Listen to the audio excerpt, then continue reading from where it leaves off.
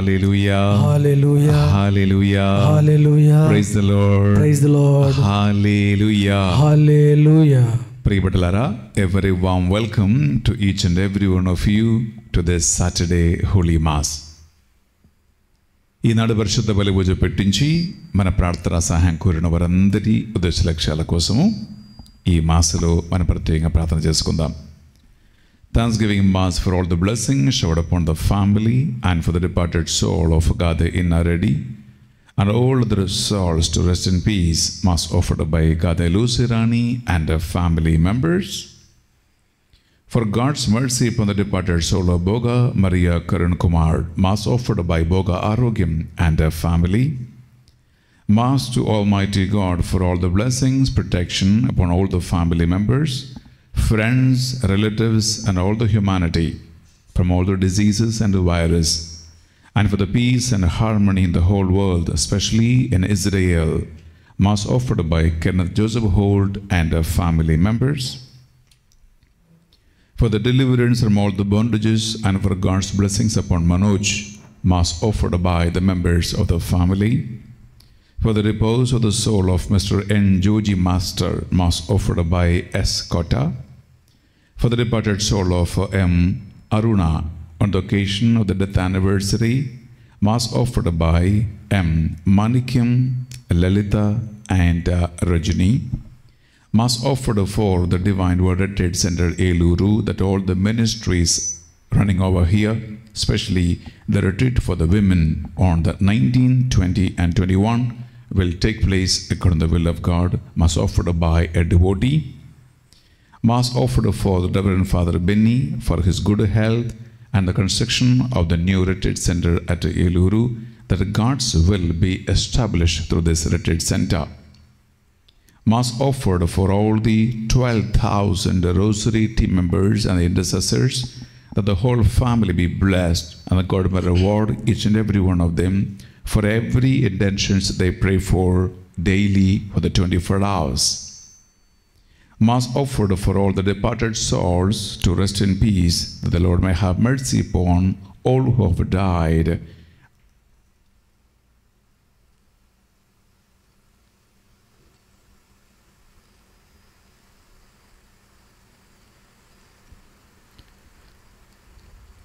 Thanksgiving Mass for God's blessings upon the family and for the good health. Mass offered by Usha and her family. ప్రియ సహోదరి సహోదరులారా, మీరు పెట్టించిన ఈ పరిశుద్ధ బలి పూజ ఉద్దేశ లక్ష్యాలన్నిటి కోసం ఈ మాసలో మనం ప్రార్థన చేస్తున్నాం. అలాగే ఆన్లైన్లో ఎవరైతే ఈ మాసలో పాల్గొంటున్నారో మీ అందరి విన్నపాలు, ఉద్దేశ లక్ష్యాలు ఈ మనసులో మీరు తలుచుకుంటూ ఈ బలిని మనం అర్పిద్దాం. అలాగే మన ప్రార్థన సహాయం కోరిన వారు ఎంతో మంది ఉన్నారు. రోజు మా ఆఫీస్కి కాల్ చేసి ఎన్నో రకరకాల సమస్యలతో, ఇబ్బందులతో, రోగముతో, వ్యాధి బాధలతో దేవుని సేవకుల ప్రార్థన సహాయం కోరుకుంటూ మాకు ఫోన్ చేసే ప్రతి కుటుంబాన్ని, ప్రతి వ్యక్తిని ఈ బలి పూజలో జ్ఞాపకం ఉంచుకుంటూ మనం కలిసి ఈ పరిశుద్ధ బలిని మనం అర్పించుకుందాం. మీరెక్కడ ఉన్నా రెండు చేతులు జోడించి ఒక్క నిమిషం కళ్ళ మూసుకోండి. నిశ్శబ్దంగా మీ హృదయ అంతరంగములో మీ మనస్సులోని ప్రతి కోరికను, ప్రతి ప్రార్థనను నిండు భక్తితో యాగబలిగా అర్పించుకుందాం.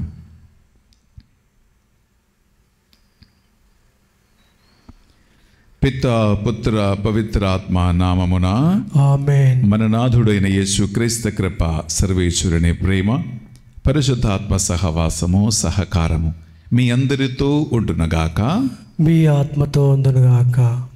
ప్రియబిడ్డలారా, ఈనాడు మొదటి పట్టణములో అపోస్తుల చర్యలు 6వ అధ్యాయం 1 నుంచి మనము 7 వరకు చదివితే, అపోస్తలులు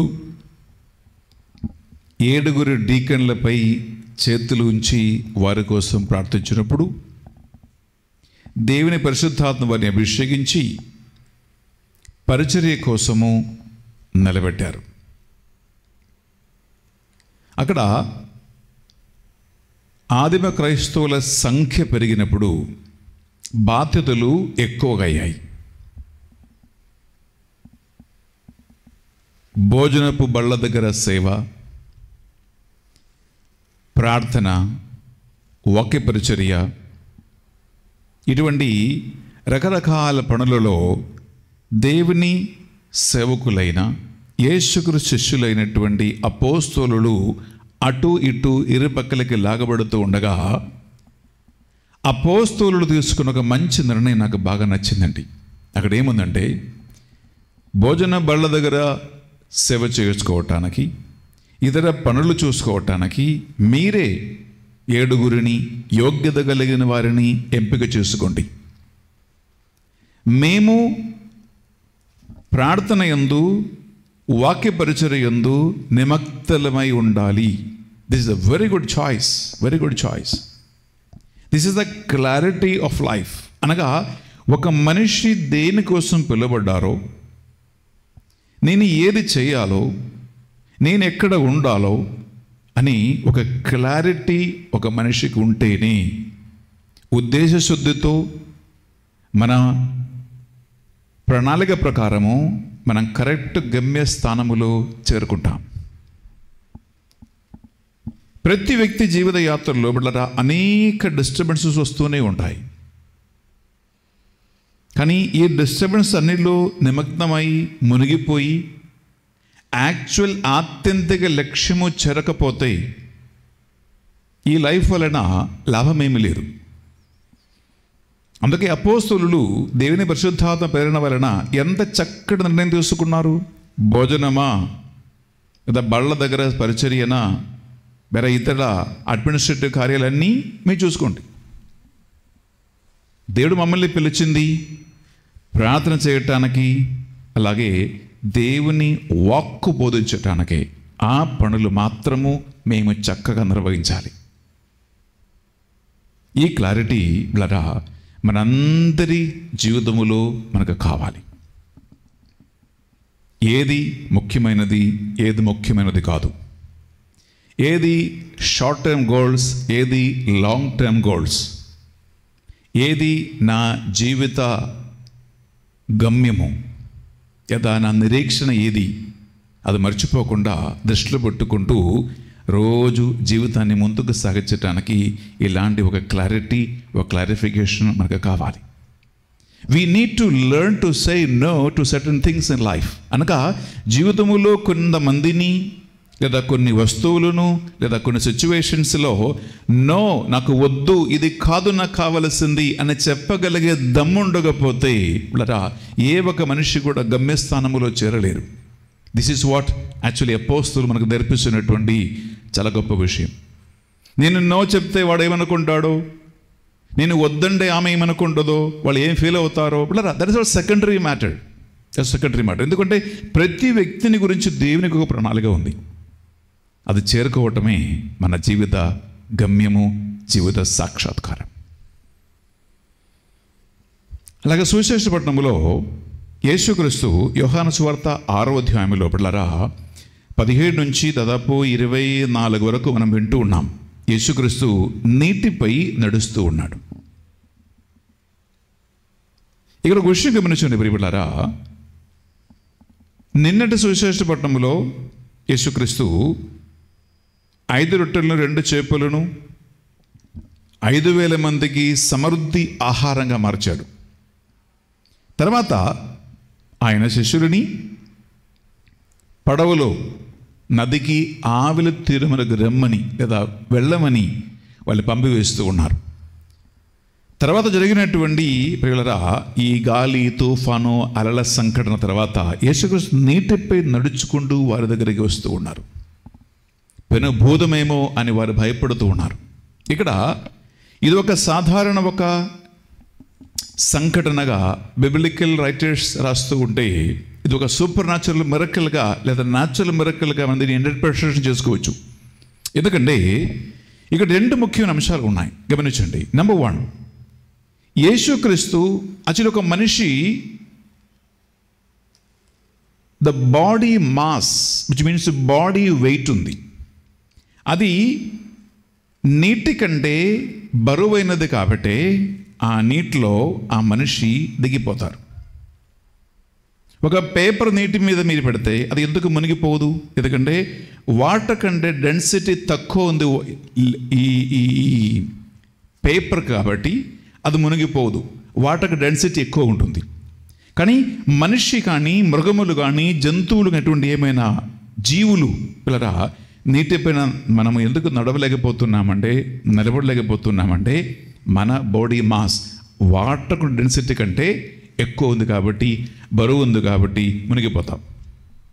నా యేసుక్రీస్తు దాదాపు 5.67 ఈజ్ యేసుక్రీస్తు హైట్. ఆయనకి దాదాపు ఐ థింక్ హిస్టారికల్ అండర్స్టాండింగ్ ప్రకారము ఆయనకి దాదాపు 70 కిలోల భారం ఉంది. నా అలాంటి ఒక మనిషి నీటిపై నడుస్తూ ఉన్నారంటే బిడ్డలారా, ఆయన తన బాడీ వెయిట్ని వాటర్ కంటే డెన్సిటీ తక్కువ ఉన్నటువంటి ఒక రూపములో ఆయన మార్చగలిగాడు. ఎందుకంటే ఆయన దేవుని కుమారుడే. నా ఇంకొక విషయం, ఈ సంఘటన ఎక్కడ జరుగుతూ ఉంటుంది?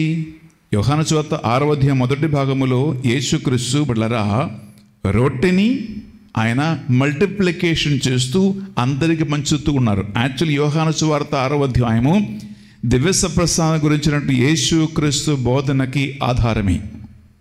మనం అనుకుంటాము, అరే ఒక చిన్న రొట్టెలో దేవుడు ఎలా ఎక్కి కూర్చుంటాడు? ఈ చిన్న రొట్టెలో యేసుక్రీస్తు ఉన్నాడా? లేదా ఆర్సీఎం సంఘం ఉట్టిగా మనుషుల్ని మోసం చేస్తూ ఉన్నారా? కత్తులగిదర సంఘాలు ఇటువంటి ప్రశ్నలు చాలా అడుగుతూనే ఉంటారు.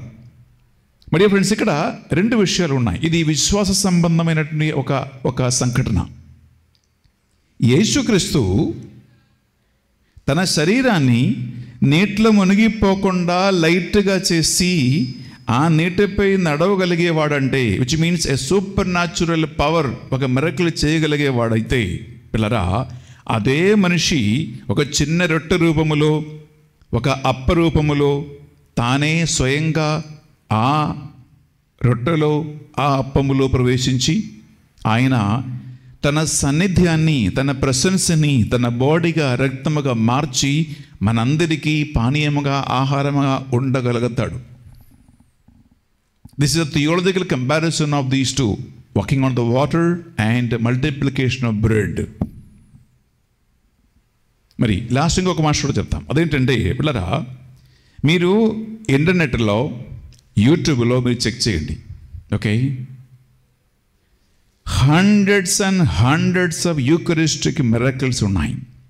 అది కూడా కట్టుకథలు కాదండి, కట్టుకథలు కాదు, నిజంగా బయట లెబారెటరీలో ఎంపిరికల్ వెరిఫికేషన్కి అన్నీ కూడా విధేయమైనటువంటి రియల్ ప్రూఫ్స్, రియల్ ఎక్స్పెరిమెంట్స్ జరిగిన తర్వాత కంప్లీట్ లెబారెటరీ రిపోర్ట్స్తో సహా పిల్లరా మిరకిల్స్ ఉన్నాయి ఇంటర్నెట్లో, యూట్యూబ్లో. అది 1 కాదు, 2 కాదు, 3 కాదు. అందువలన మనిషికి అసాధ్యమైన కార్యము దేవుడు చేయగలడు.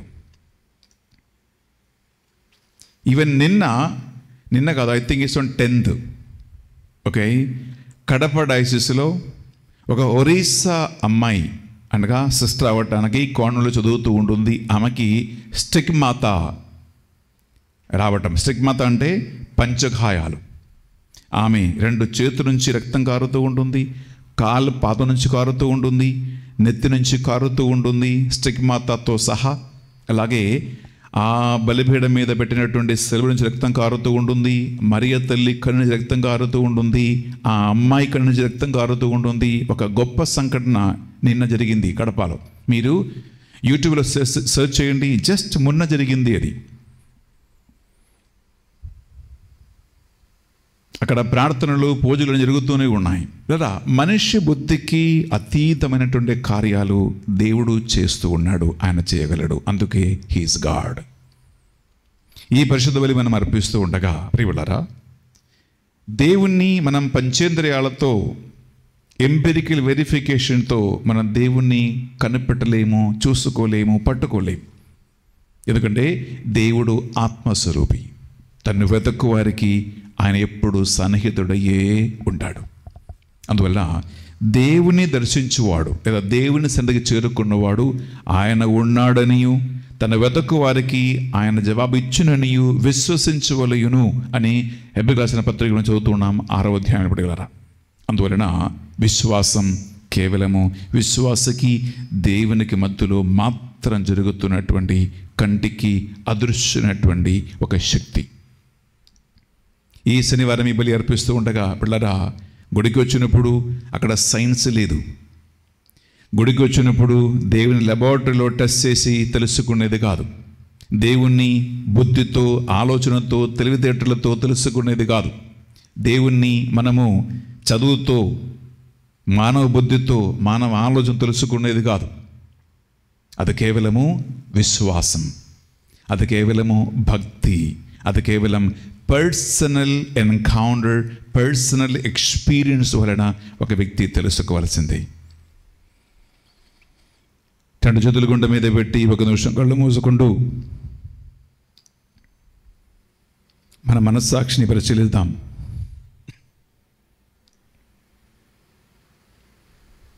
దేవుణ్ణి మానవ బుద్ధితో కనిపెట్టడానికి ట్రై చేసి ఉన్నావా? దేవుణ్ణి ఎంపెరికల్ వెరిఫికేషన్స్ ప్రకారము ప్రూఫ్ చేయాలని ప్రయత్నం చేసి ఉన్నావా? మనుషుల మాటలు విని అసలు దేవుడు ఉన్నాడా అని సందేహించి ఉన్నావా? లోకాసక్తుల వలన పాపం మీద పాపం మూటగొట్టుకుని దేవుని నుంచి దూరం అయిపోయి ఉన్నావా? అలాంటి సిచ్యువేషన్లో ప్రభు ఎదుట పాపాలు ఒప్పుకుందాం, ప్రార్థిద్దాం. సర్వశక్తిగల సర్వేశ్వరుని చందును, సహోదరి సహోదరులారా, మీ చందును నా పాపములను ఒప్పుకొనుచు ఉన్నాను. ఏలైనా తలంపు చేతును, వాక్కు చేతును, క్రియల చేతును, అశ్రద్ధ చేతును బహుపాపము చేసి తిని, ఇది నా తప్పు, ఇది నా తప్పు, ఇది నా గొప్ప తప్పు. అందుచేత నిత్యగన్నిగైన పరిశుద్ధ మరియ మాతను, సకల దూతలను, పునీతులను, సహోదరి సహోదరులారా, మిమ్మును నా కొరకు మన ప్రభు అయిన సర్వేశ్వరుని ప్రార్థింపవలయునని ప్రతిమాలుకొనుచున్నాను. సర్వశక్తిగల సర్వేశ్వరు మనందరిపై దయ చూపి మన పాపముల దోషములు పరిశుద్ధ రక్తముతో కడిగి శుద్ధి చేసి మనలను నిత్య జీవమునకు నడిపించునుగాక. ఆమేన్. ప్రభువా మాపై దయ చూపుము. ప్రభువా మాపై దయ చూపుము. యేసుక్రీస్తు రాజా మాపై దయ చూపుము. యేసుక్రీస్తు రాజా మాపై దయ చూపుము. పావనాత్మ దేవా మాపై దయ చూపుము. పావనాత్మ దేవా మాపై దయ చూపుము. ప్రార్థించుదము. ఓ ప్రభువా, పాప ఫలితముగా మాకు విధించిన శిక్షను ప్రక్కన బట్టి నీ కుమారుని పాస్కా పరమ రహస్యములు సెలవుపాట్ల మరణ ఉత్థానము ద్వారా దానిని రద్దు చేసితివి. ఆయన ఉత్థానము ద్వారా మమ్ము విమోచించితివి. అట్లనే నీ వాగ్దానములకు నిత్యానందమునకు కూడా మమ్ము యోగ్యులుగా చెయ్యము. యేసుక్రీస్తు రక్తముతో మమ్మల్ని శుద్ధి చేసి మా పాపములన్నీ మన్నించి నీతో సహా నిత్య ఆనందం అనుభవించు భాగ్యము మాకు దయచేయండి. మీతోను పవిత్రాత్మతోనూ కలిసి యుగ యుగములు జీవించుచు పరిపాలించు మా ప్రభువును మీ కుమారుడని యేసుక్రీస్తు ద్వారా ఈ మనవి చేయుచున్నాము. ఆమేన్.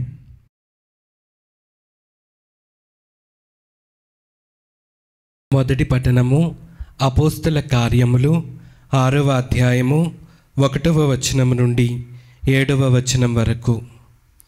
కొంతకాలం జరిగిన పిదప శిష్యుల సంఖ్య పెరిగెను.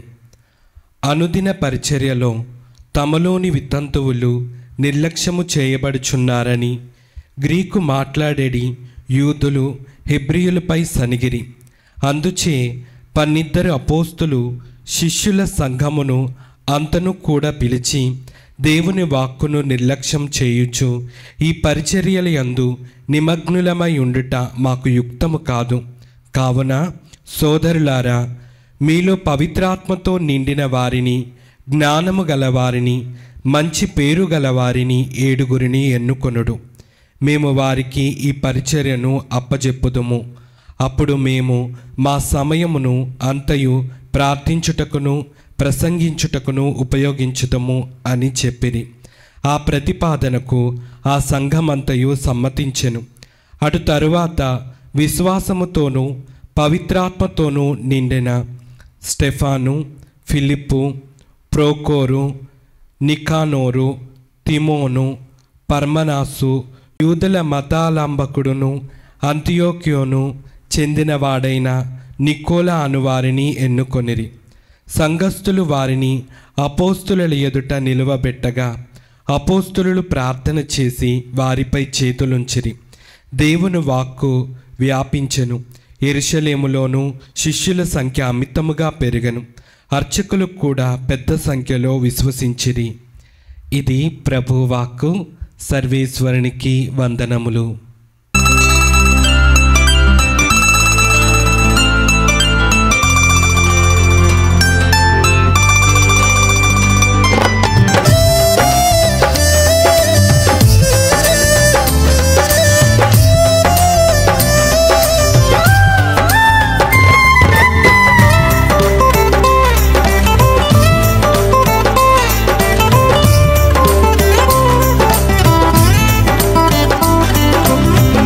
వాక్యము నా పాదములకు దీపము, నా త్రోవకు వెలుగు.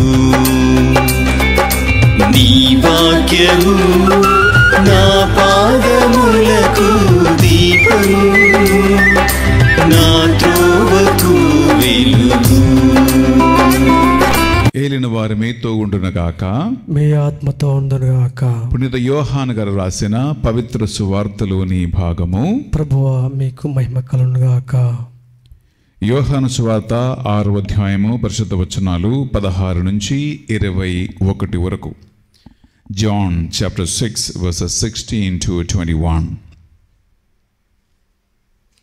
సంధ్యవేళకు ఆయన శిష్యులు సరస్సు తీరమునకు వచ్చి పడవను ఎక్కి సరస్సు ఆవలి వైపున ఉన్న కఫర్నామునకు ప్రయాణమైరి. అందులో చీకటి క్రమ్మను, కానీ యేసు వారి యొద్దకు ఇంకనూ రాలేదు. పెనుగాలి వలన సరస్సునందు అలలు చెలరేగెను. వారు 3-4 మైళ్ళు పయనించిన పిమ్మట యేసు సముద్రముపై నడుచుచు పడవను సమీపించుచుటను చూచి భయభ్రాంతులైరి. కానీ యేసు వారితో, నేనే, భయపడకము అని చెప్పను. వారు ఆయనను పడవలోనికి ఎక్కించుకొనగోరిరి. ఇంతలో పడవ వారు వెళ్ళవలసిన స్థలమునకు వచ్చి చేరెను. ఇది యేసుక్రీస్తు పరిశుద్ధ రక్షణ సువిశేషము. క్రీస్తు మీకు మహిమ కలుగునుగాక. సువిశేష బోధన ద్వారా మన పాపములన్నీ మన్నింపబడునుగాక. ఆమేన్. ప్రియబిడ్డలారా, ఈ పరిశుద్ధ బలిభోజలో వాక్య పరిచర్య లేదు. ఎందుకంటే ఆల్రెడీ సిస్టర్ బానొక్క మీతో దేవుని యొక్క వాక్య సందేశాన్ని ఈ పరిశుద్ధ బలిభోజ అయిన వెంటనే మీకు బోధించబోతూ ఉన్నారు. ప్రతి శనివారము పిల్లరా గురువుల పరిశుద్ధ బలిభోజ మీకోసం, మీ ఉద్దేశ లక్ష్యాల కోసం సమర్పిస్తారు. సాధ్యమైనప్పుడల్లా బాను సిస్టర్ లేదా బానొక్క శనివార వాక్య పరిచర్య, మరి ముఖ్యంగా మహిళల్ని ఉద్దేశించి ఈ శనివార వాక్య పరిచర్య మీ అందరికీ అందించబోతూ ఉన్నారు. కాబట్టి మనం ఇప్పుడు అర్పణ వేళలో ప్రవేశిస్తూ ఉన్నాము. పూజ అయిన వెంటనే వాక్య పరిచర్య కోసము అకసిద్ధంగా ఉంటారు. ఎదురు చూస్తూనే ఉండండి. స్వీకరించు దేవా బలి పూజ హృది కానుక, అర్పింతును తండ్రి నీవొసగిన జీవితం. స్వీకరించు దేవా బలి పూజ హృది కానుక, అర్పింతును తండ్రి నీవొసగిన జీవితం. త్రిత్వైక దేవునితో మా తల్లి మరియమ్మతో, త్రిత్వైక దేవునితో మా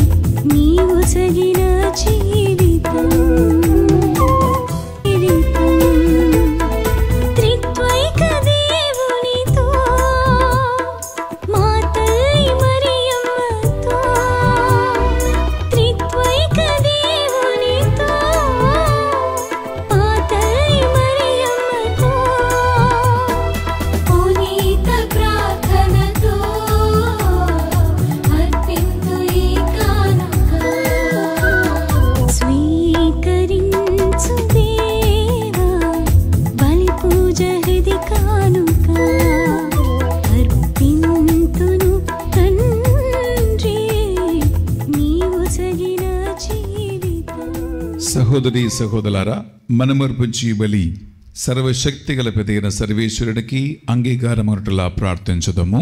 ప్రభు తన నామస్తుతి మహిమల కొరకును మన ప్రయోజనం కొరకును తన పవిత్ర స్త్రీ సర్వ ప్రయోజనం కొరకును మీ కరం ద్వారా ఈ బలిని స్వీకరించుగాక.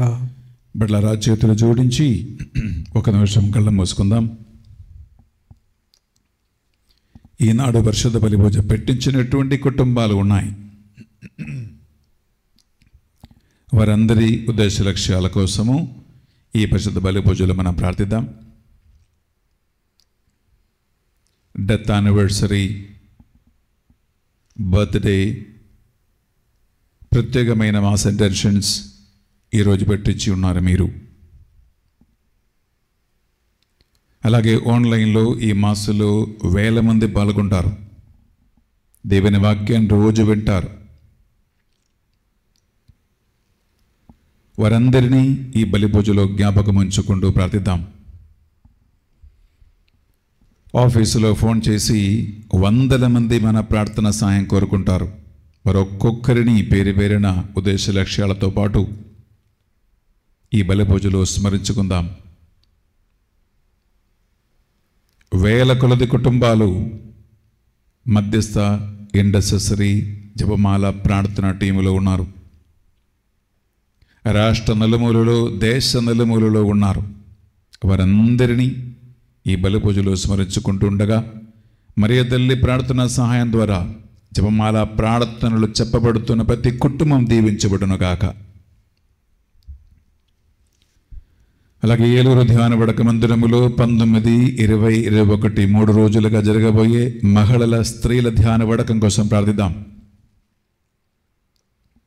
రాబోతున్న వారందరూ కూడా దేవుని వాక్కు ద్వారా, ఆత్మ ద్వారా వారి కుటుంబాన్ని కట్టుకునేలాగున, బిడ్డలని దేవుని మార్గములో క్రమశిక్షణలో పరామర్శించి నడిపించేలాగున, భార్య భర్తల సంబంధం దృఢపడేలాగున, ప్రతి కుటుంబము ఐక్యపరచు ఆత్మలు నడిపించబడేలాగున, ఆర్థిక సమస్యల నుంచి, చేతబడి మంత్ర శక్తుల నుండి వారు విడుదల పొందుకునేలాగున, పరిశుద్ధాత్మ వారికి జ్ఞానమును, బుద్ధి, తెలివిని, వివేకమతి అయిన భార్యగా ఎలా జీవించాలో వారు నేర్చుకునేలాగున ఈ వడకం కోసం మేము ప్రత్యేకంగా ప్రార్థిద్దాం. అలాగే ఏలూరు మేత్రాసనం కోసము, బిషప్ పొలిము రాజారావు గారి కోసము, నూతనంగా నిర్మించబోతున్నటువంటి ధ్యాన వడక మందిర ప్రణాళికలు, పనులు, కాంట్రాక్టర్, ఇంజనీర్ అన్నిటి కోసం మనం ప్రార్థిద్దాం. ఈ మా ప్రార్థనలన్నిటినీ మా నాథుడు యేసుక్రీస్తు పరిశుద్ధ నామములో అడిగి వేడుకొనుచున్నాం తండ్రి, ఆమేన్. ఏలిన వారు మీతో ఉండునుగాక, మీ ఆత్మతో ఉండునుగాక. మీ మనస్సులను, మీ ప్రార్థనలను ఉన్నతమునకు త్రిప్పండి. ప్రభు వైపు త్రిప్పి ఉన్నాము. మన దేవుడైన ఏలిన వారికి కృతజ్ఞత తెలుపుదము.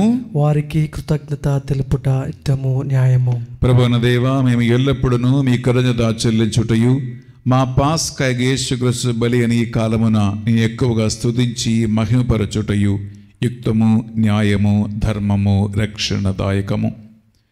క్రీస్తు ద్వారా వెలుగు పొందిన బిడ్డలు శాశ్వత జీవితమునకు అర్హులమగుచు ఉన్నారు. ఆయన విశ్వాసులకు స్వర్గరాజ్యము ద్వారము తెరవబడి ఉన్నది. ఎందుకనగా ఆయన మరణము మా మరణమునకు విముక్తధనమాయను. ఆయన పునరుద్ధానము ద్వారా మా అందరి జీవితములు పునరుద్ధానమాయను. కావున మానవ జాతి అంతయు పాస్కానందముతో ఉత్పంగుచు శక్తివంతులైన పరలోక వాసుల దూతులతో ఏకమై నిరంతరము నిన్ను కీర్తించుట ఎట్లనగా, దళాధిపతి అయిన సర్వేశ్వరుడు పవిత్రుడు, పవిత్రుడు, పవిత్రుడు, పరలోకమును భూలోకమును మీ మహిమతో నిండి ఉన్నవి. మహోన్నతమున హోసాన్న. ప్రభు నామమును వెంచేసేవారు ధన్యులు. మహోన్నతమున హోసాన్న. బిడ్డలారా, సాధ్యమైతే ప్రభు సన్నిధిలో మీరు ఎక్కడ ఉన్నా మోకరించి ఈ నడపూజ సమయంలో పరిశుద్ధాత్మ ప్రభావము మీ ఒక్కొక్కరిపై ఆవరించి వచ్చి దేవుని సాన్నిహిత్యం విశ్వాసము ద్వారా కలగటానికి, పరిశుద్ధాత్మిక విశ్వాస వరము దయచేయటానికి, మానవ బుద్ధికి, పుస్తకాలకి, వర్డ్లీ నాలెడ్జ్కి అతీతమైన దేవుని సాన్నిహిత్యము పొందుకోవటానికి మనం వినయముతో ప్రార్థిద్దాం. పావన పిత మీ నిజముగా పరిశుద్ధులు, మీ సృష్టి అంతయు చుట యుక్తము. ఏలైనా మీ దేవి కుమారుడును మా ప్రభువుని యేసుక్రీస్తు ద్వారా పరిశుద్ధాత్మ ప్రభావం వలన సమస్తమునకు జీవం పోసి పవిత్రపరచుచూ ఉన్నావు. ప్రపంచమాద్యంతము సూర్యోదయం నుండి సూర్యాస్తమయం వరకు మీ నామమునకు నిర్మలమైన ఒక పరిశుద్ధ బలిని అర్పించుటకై ప్రజలందరూ నిరంతరము నిన్ను పిలుచుచూ ఉన్నారు.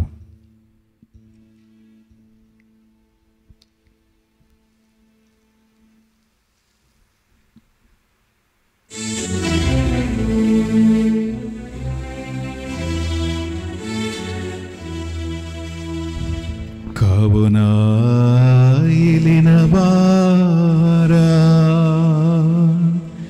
ఈ కానుకలను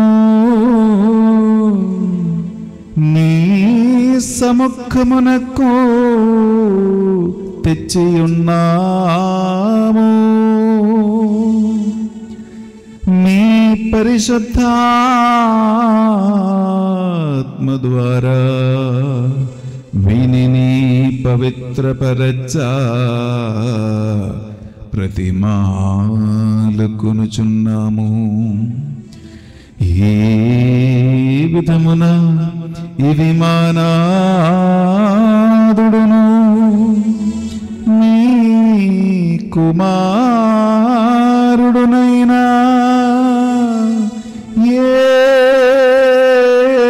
యేసుక్రీస్తు శరీర రక్తములు అగునుగాక. వారి ఆజ్ఞ ప్రకారమే ఈ కృతజ్ఞతార్చలను నెరవేర్చుచున్నాము.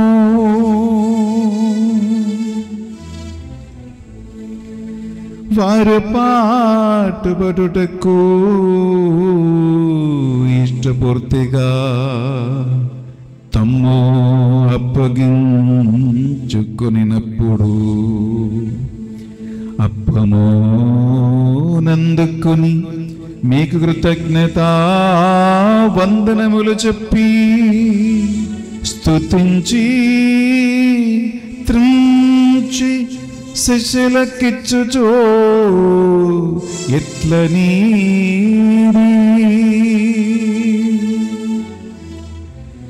మీరందరూ దీనిని తీసుకొని భుజింపుడు.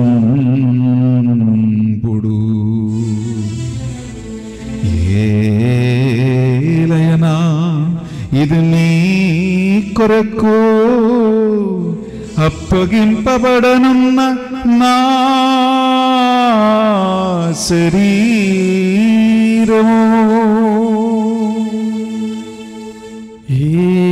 యేసుక్రీస్తు వందనము, ప్రేమ స్వరూప వందనము.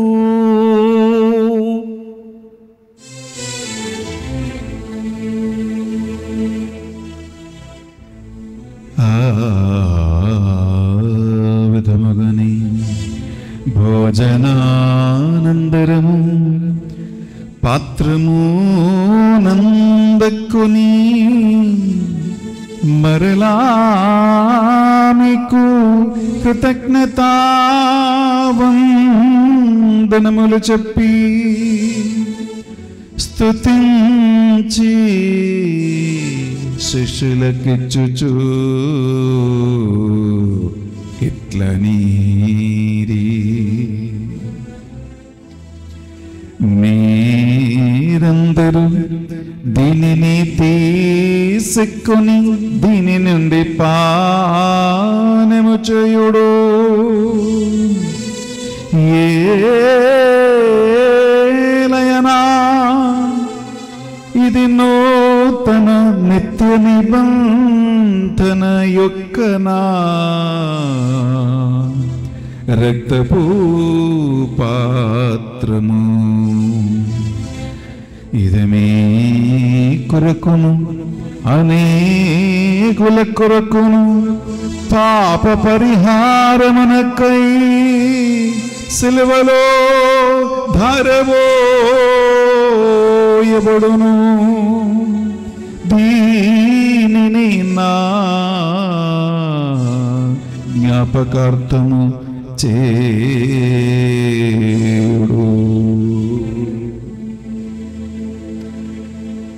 యేసుక్రీస్తా వందనము, ప్రేమ స్వరూప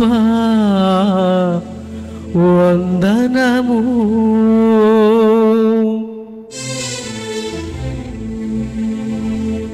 ఇది మన విశ్వాస రహస్యము.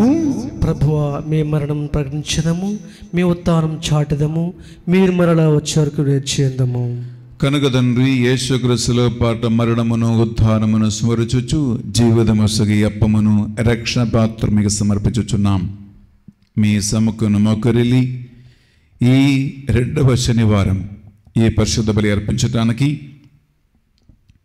మమ్మందరిని పాత్రగా చేసినందుకు మీకు వందనములు చెల్లిస్తున్నాం. యేసుక్రీస్తు శరీర రక్తములో పాలువారుగా మమ్ము పరిశుద్ధాత్మతో అభిషేకించి విశ్వాసమందు నిన్ను కనిపెట్టుకునే బిడ్డల కృప దయచేయమని ప్రార్థిస్తూ ఉన్నాం. ఏలిన వారా, ప్రపంచమందంతటా వ్యాపించిన మీ శ్రీ సభను జ్ఞాపకం ఉంచుకునము. మా ఫ్రాన్సిస్ జగద్గురువును, పొలిముర జయరావు ఏలూరు పీఠాధిపతిని, తదితర పీఠాధిపతులను, గురువులను, మఠగన్యులను, నీ సేవకులందరినీ వాక్యమందు విశ్వాసమందు వారిని దృఢపరిచే సాక్షిగా నిలబెట్టమని ప్రార్థిస్తూ ఉన్నాం. ఉద్ధానమగతమును అన్నమిగతో చనిపోయిన మా సహోదరి సహోదరులను మీ కనికర ముందు చనిపోయిన వారందరినీ మీ దివ్య సౌభాగ్యమునకు వారసులుగా చేర్చండి. వద్దునసలు విడిపెడుతున్న ఆత్మలపై కనికరించి వారి పాపములు దోషములు మన్నించి నీ సన్నిధికి అర్హులుగా చేర్చండి. మా అందరిపై దయ చూపి దేవుని కన్య తల్లిగా మరియ మాతతోను, ఆమె భర్త అయిన జోజప్ప గారితోను, ఆది నుండి మీకు సేవ చేసిన పుణ్యాత్మలందరితోనూ మాకు నిత్య జీవములో భాగము దయచేయండి. మరి ముఖ్యంగా ఈనాడు పరిశుద్ధ బలి పూజ పెట్టించిన వారిని ప్రదేశ లక్ష్యాల కోసం మేము ప్రార్థిస్తూ ఉన్నాం. మా ఆఫీసుకి కాల్ చేసి ప్రార్థన సాయం కోరిన ప్రతి ఒక్క బిడ్డని, ఏలూరు మేత్రాసనమును, తండ్రి గారిని, ఈ నూతన ధ్యాన బడక మందిరమును, దేవుని ప్రణాళికలన్నింటినీ కూడా ఈ బలి పూజలో కానుక సమర్పించి ప్రార్థిస్తూ ఉండగా ఈ బలి పూజ యోగ్యత ద్వారా అందరికీ నీ దీవెనలు ఆశీర్వాద కృంభరించి మా ప్రార్థనలు దయచేయమని వేడుకొనుచున్నాం. ఈ మా ప్రార్థనలు మా నాథుని యేసు పరిశుద్ధ నామములో అడిగి వేడుకొనుచున్నాం తండ్రి. ఆమేన్. ఆమేన్. ఆమేన్.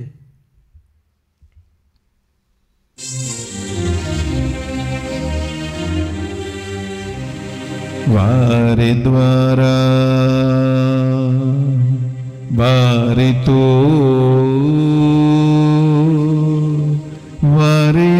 వారియందు సర్వశక్తి గల పితయైన సర్వేశ్వరా, పవిత్రాత్మతో ఏకమై ఉండు మీకు యుగ యుగములు గౌరవ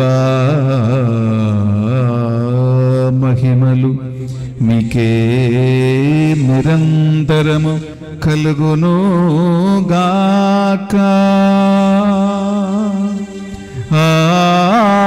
ఆమేన్. ఆమేన్.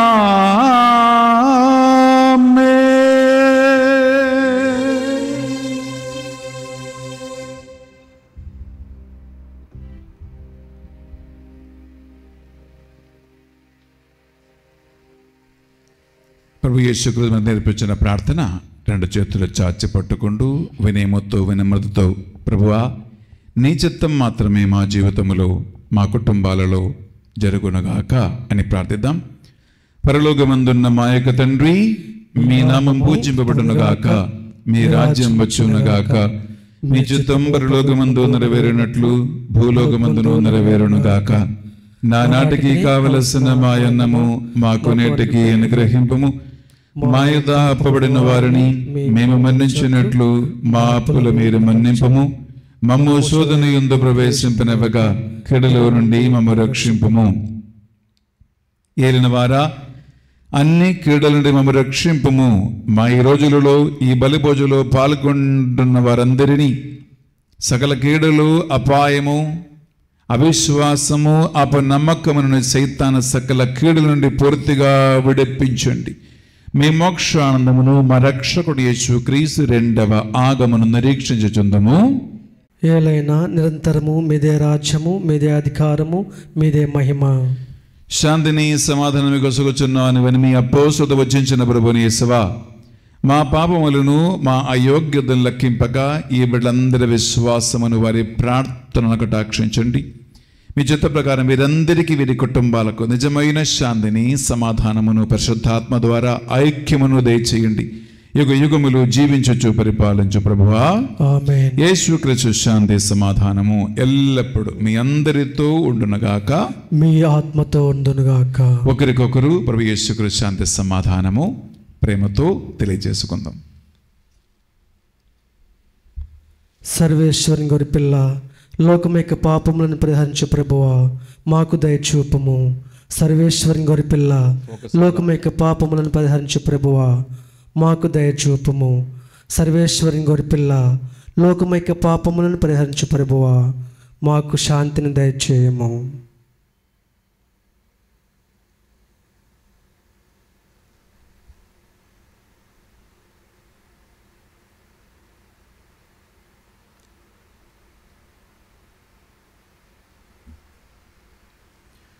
ఇదిగో సర్వేశ్వర దివ్య గొర్రె పిల్ల, ఇదిగో మనందరి పాపములు మనకి దేవునికి మధ్య అడ్డుగా లేకుండా తొలగించిన యేసుక్రీస్తు ప్రభు. ఈ గొర్రె పిల్ల విందుకు పిలువబడిన వారు ధన్యులు. ప్రభువా, నీవు నా ఇంట ప్రవేశించుటకు నేను ప్రార్థన కాను, కానీ నీవు ఒక మాట పలికినను నా ఆత్మ స్వస్థత పొందుదును. యేసుక్రీస్తు శరీరక్తములు మనకు నిత్య జీవములో భాగం ప్రసాదించునుగాక. ఆమేన్. సన్నిధికి రండి రండి ప్రభు కోవెలకు రండి రండి ప్రభు సన్నిధికి. ప్రశాంతమౌ ప్రభు ఆలయమందు సేదను తీరగ పాల్గొనరండి. ప్రశాంతమౌ ప్రభు ఆలయమందు సేదను తీరగ పాల్గొనరండి. రండి రండి ప్రభు కోవెలకు, రండి రండి ప్రభు సన్నిధికి. రండి రండి ప్రభు కోవెలకు, రండి రండి ప్రభు సన్నిధికి.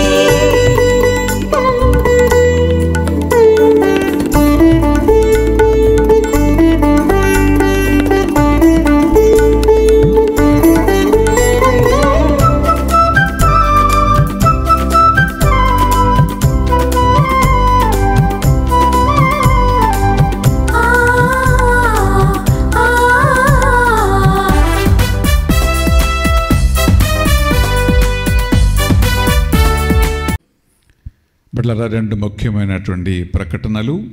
ఈరోజు రెండవ శనివారం, 13th of April. ఏలూరు దివ్యవాకు ధ్యాన వడక మందిరములో ఉదయం 10 గంటల నుంచి మధ్యాహ్నం 3 గంటల వరకు ప్రత్యేకమైనటువంటి స్తుతి ఆరాధన, వాక్కు పరిచర్య, పరిశుద్ధ బలిభోజ, స్వస్థత, దివ్య సప్రసాద ఆరాధన మీకోసము నడిపించబోతూ ఉన్నాం.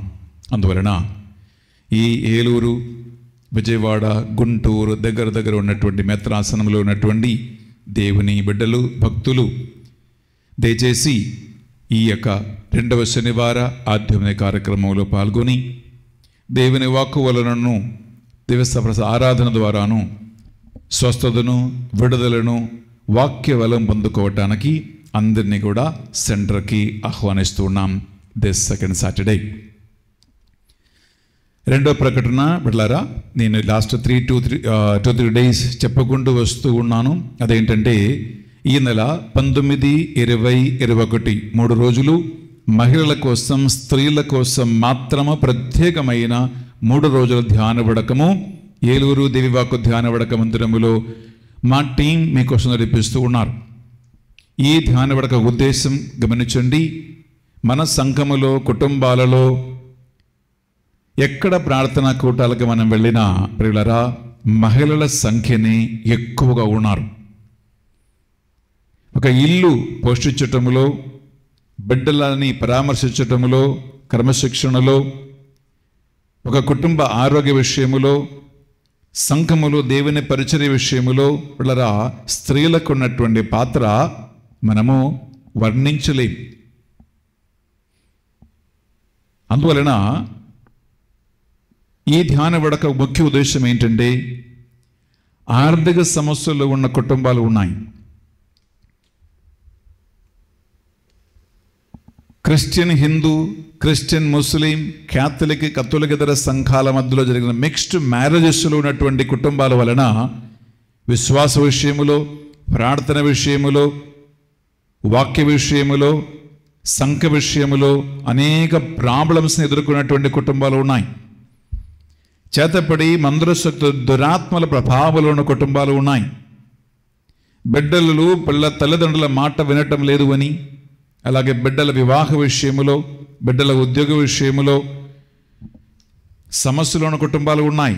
భార్య భర్తల మధ్యలో సఖ్యత లేకుండా, భర్తకి వేరే ఆమెతో సంబంధం ఉంది అని, భర్తకి వేరే భార్య ఉంది అని, పిల్లరా అత్తమ మామయ్యల వల్ల ప్రాబ్లమ్స్ ఉన్నాయని, వందలాది సమస్యలు పిల్లరా లాస్ట్ ఫైనలీ ఎక్కడికి వస్తుందంటే స్త్రీల తల మీదకి వస్తున్నాయి, భార్య తల మీదకి వస్తుంది, అమ్మ తల మీదకి వస్తుంది, ఇంటి మీదకి వచ్చేస్తూ ఉంటుంది. అలా ఎన్నో కుటుంబాల వల్ల నశించిపోతూ ఉన్నాయి.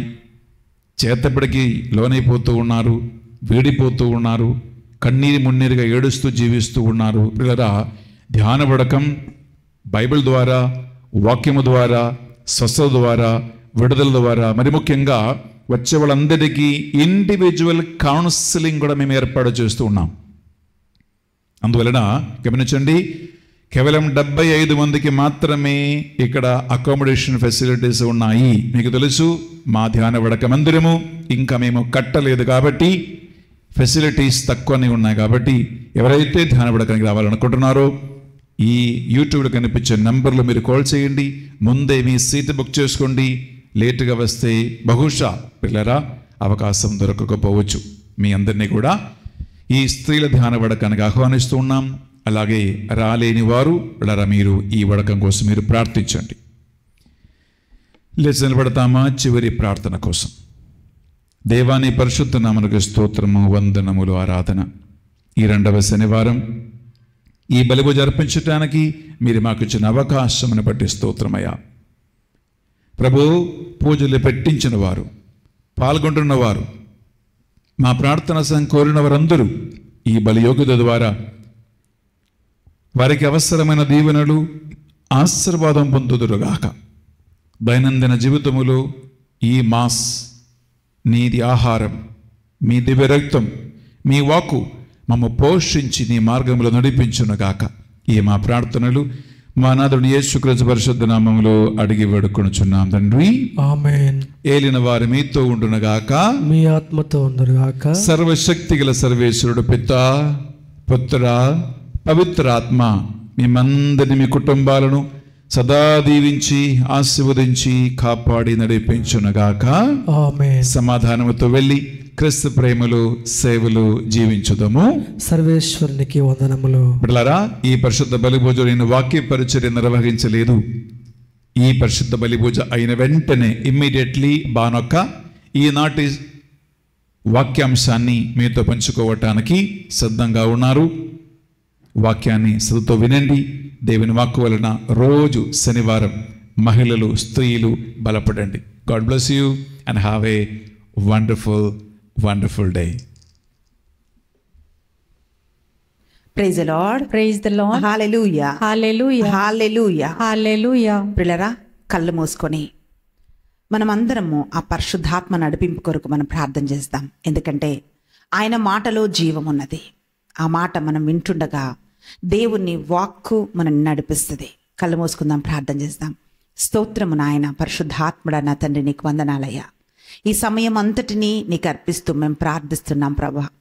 అయ్యా, వింటున్న ప్రతి బిడ్డను ప్రభా మీ ఆధీనంలో తీసుకోమని అడుగుతున్నాం ప్రభా. మాట్లాడుతున్న నన్ను అయ్యా మీరు ఆధీనంలో తీసుకొని ప్రభా ఈ సమయం అంతటిని మీకు అర్పిస్తుంటుండగా నీ పరిశుద్ధాత్మ నడిపింపు అనుగ్రహించమని, విత్తబడుతున్న ఈ వాక్యం 30 60 100 ఒక్కొక్కరి జీవితంలో ఫలించులాగున అయ్యా నీ అభిషేకాన్ని విడుదల చేయమని యేసుక్రీస్తు అతి బలమైన నామమున ప్రార్థించి అడిగి వేడుకుంటున్నాం తండ్రి. ఆమేన్. ఆమేన్. ఆమేన్. Praise the lord. Praise the lord. హల్లెలూయా. హల్లెలూయా. పిల్లరా, ఈ సంవత్సరంలో జనవరి 7th ఒక న్యూస్ మనం విన్నాం. అది వింటూ ఉన్నప్పుడు గుండెలు పిండేసే అంత బాధ. తల్లి తన బిడ్డను చంపింది, బిడ్డను చంపిన తల్లి అని ఒక న్యూస్ మనం విన్నామండి. సూచన సేత్ అనే ఒక స్త్రీ తన సొంత కుమారుణ్ణి చంపేసింది.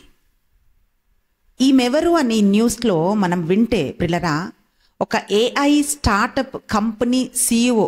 చదువు లేనామా, పరపతి లేనామె కాదండి, జ్ఞానం కలిగిన ఆమె. అంటే ఏఐ అంటే చూడండి, ఆర్టిఫిషియల్ ఇంటెలిజెన్సీతో ఒక కంపెనీని ఆమె నడిపిస్తుంది. ఆ కంపెనీకి ఆమె CEOగా ఉంది అని మనం చూస్తున్నాం. అంత చదువుకున్న ఆమె చేసిన పని ఏంటి అంటే, తను బెంగళూరులో ఉంది, బెంగళూరులోంచి తన కుమారునితో గోవాకు వచ్చి ఒక హోటల్లో ఆమె ఉండి అక్కడ తన కుమారుని చంపి వస్తువులు పెట్టుకున్నట్టుగా తన లగేజ్ బ్యాగ్లో ఆ కుమారుణ్ణి చంపేసి దాంట్లో పెట్టింది. ఆ కుమారుణ్ణి తీసుకెళ్తుంటున్నప్పుడు తిరిగి మళ్ళీ ఆ డెడ్ బాడీని ఒక క్యాబ్ బుక్ చేసుకొని తిరిగి ఆమె బెంగళూరుకి వెళ్తూ ఉంటున్నప్పుడు ఆ క్యాబ్ డ్రైవర్ చెప్తున్న సమాచారం ఏమిటంటే, దారి మధ్యలో ఆగి ఆమె బ్రేక్ఫాస్ట్ కూడా చేసిందంట. ఏమి ఆమె లోపల అంటే ఎటువంటి కలవరం కానీ ఏం లేకుండా ఆమె చక్కగా బ్రేక్ఫాస్ట్ చేసిందని చెప్పి ఆ కార్ డ్రైవర్ చెప్తుంటున్నప్పుడు ఈ సంఘటనలన్నీ వింటున్నప్పుడు గుండె పిండేసినట్టు అయింది. ఎందుకంటే పిల్లరా, ఒక్క పూట బిడ్డ తినకపోతే తల్లి గుండె విలవిల్లాడిపోతుంది. ఒక చిన్న దెబ్బ తగిలితే తల్లికి కన్నీళ్ళు వస్తుంది, నా బిడ్డకి ఇంత దెబ్బ తగిలిందని. కానీ అటువంటి తల్లి తన సొంత కొడుకుని అంత దారుణంగా చంపేసి ఒక వస్తువులాగా ఆ డెడ్ బాడీని తీసుకొని వెళ్ళి, ఎవరో వేరే వాళ్ళు చనిపోతే కూడా కొన్నిసార్లు మనం తినమండి బాధ అనిపించి, అలాంటిది డెడ్ బాడీని కారులో పెట్టుకొని కూడా ఆమె బ్రేక్ఫాస్ట్ చేసి ఏం జరగనట్టు వెళ్ళిపోతున్నారంటే, ఒక తల్లి, ఒక స్త్రీ ఆమె ఎలా మారిపోయింది. ఇవి మనము న్యూస్లో వింటున్నప్పుడు చాలా బాధ కలుగుతుందండి. ఇదేదో ఫస్ట్ టైం మనం వింటున్న న్యూస్ కాదు పిల్లరా. ఇలాంటివి కొన్ని 100 వీడియోస్, 100 సమాచారాలు, న్యూస్లు మనం వింటున్నాం.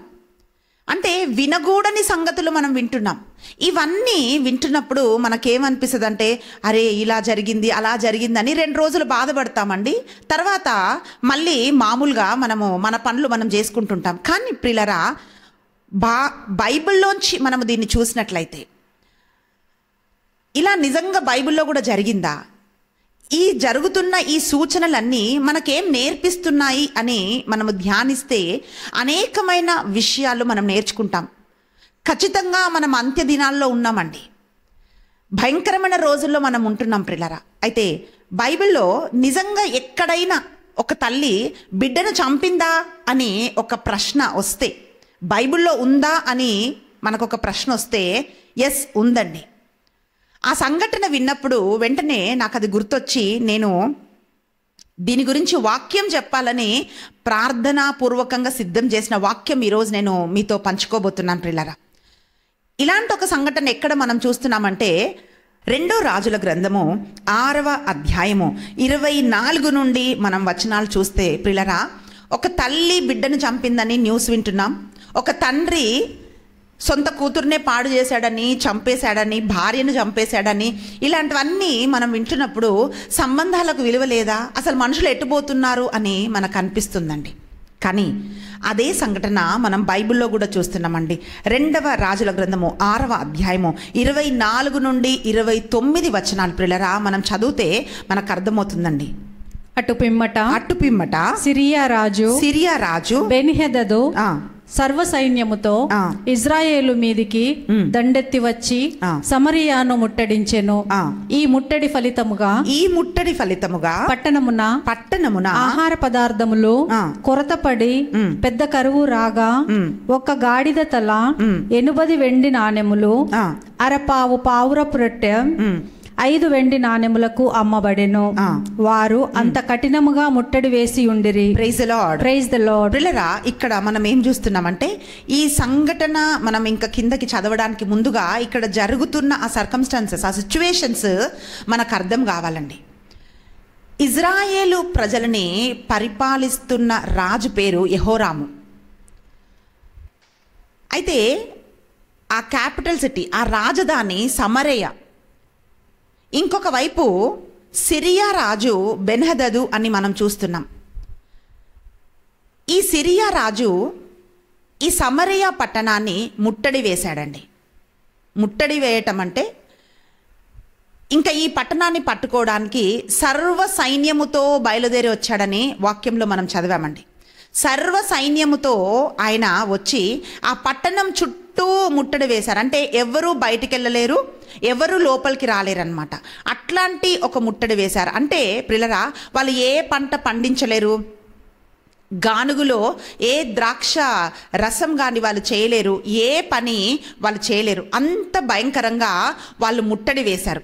వాక్యం ఏమంటుందంటే అతి పెద్ద కరువు వచ్చిందంట.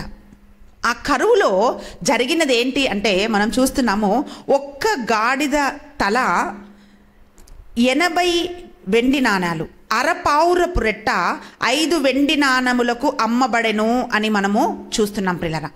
అంటే ఈ సిచ్యువేషన్ మనకు అర్థం కావాలి అంటే ఆ కరువు ఇంటెన్సిటీ మనకు తెలియాలండి. మనము కరోనా సిచ్యువేషన్స్ని మనము అర్థం చేసుకుంటే పిల్లరా, అక్కడ ఇంకా షాప్స్ తెరవరు, 1 వీక్ షాప్స్ తెరవరు, 1 మంత్ షాప్స్ తెరవరు అని చెప్పినప్పుడు కావలసిన ఆహారాన్ని ముందే సమకూర్చుకున్నారు. ఆహారం అంతటిని ముందే డబ్బున్న వాళ్ళు కొనుక్కున్నారు. కానీ ప్రతిరోజు ఏ రోజుకు ఆ రోజు పని చేసుకొని బ్రతికే వాళ్ళు, డైలీ లేబరర్స్, వీళ్ళు చాలా కష్టపడ్డారండి. అంటే అలాంటి ఒక సిచ్యువేషన్స్ మనం ఎదుర్కొన్నాం. ఫ్యూచర్లో కొద్ది సంవత్సరాల తర్వాత కరోనా వచ్చినప్పుడు మనిషిని చూస్తే మనిషి భయపడ్డాడు అని మనం ఎవరికైనా చెప్తే అది ఎవరికి అర్థం కాదండి. అవునా, అలా జరిగిందా అని అంటారు.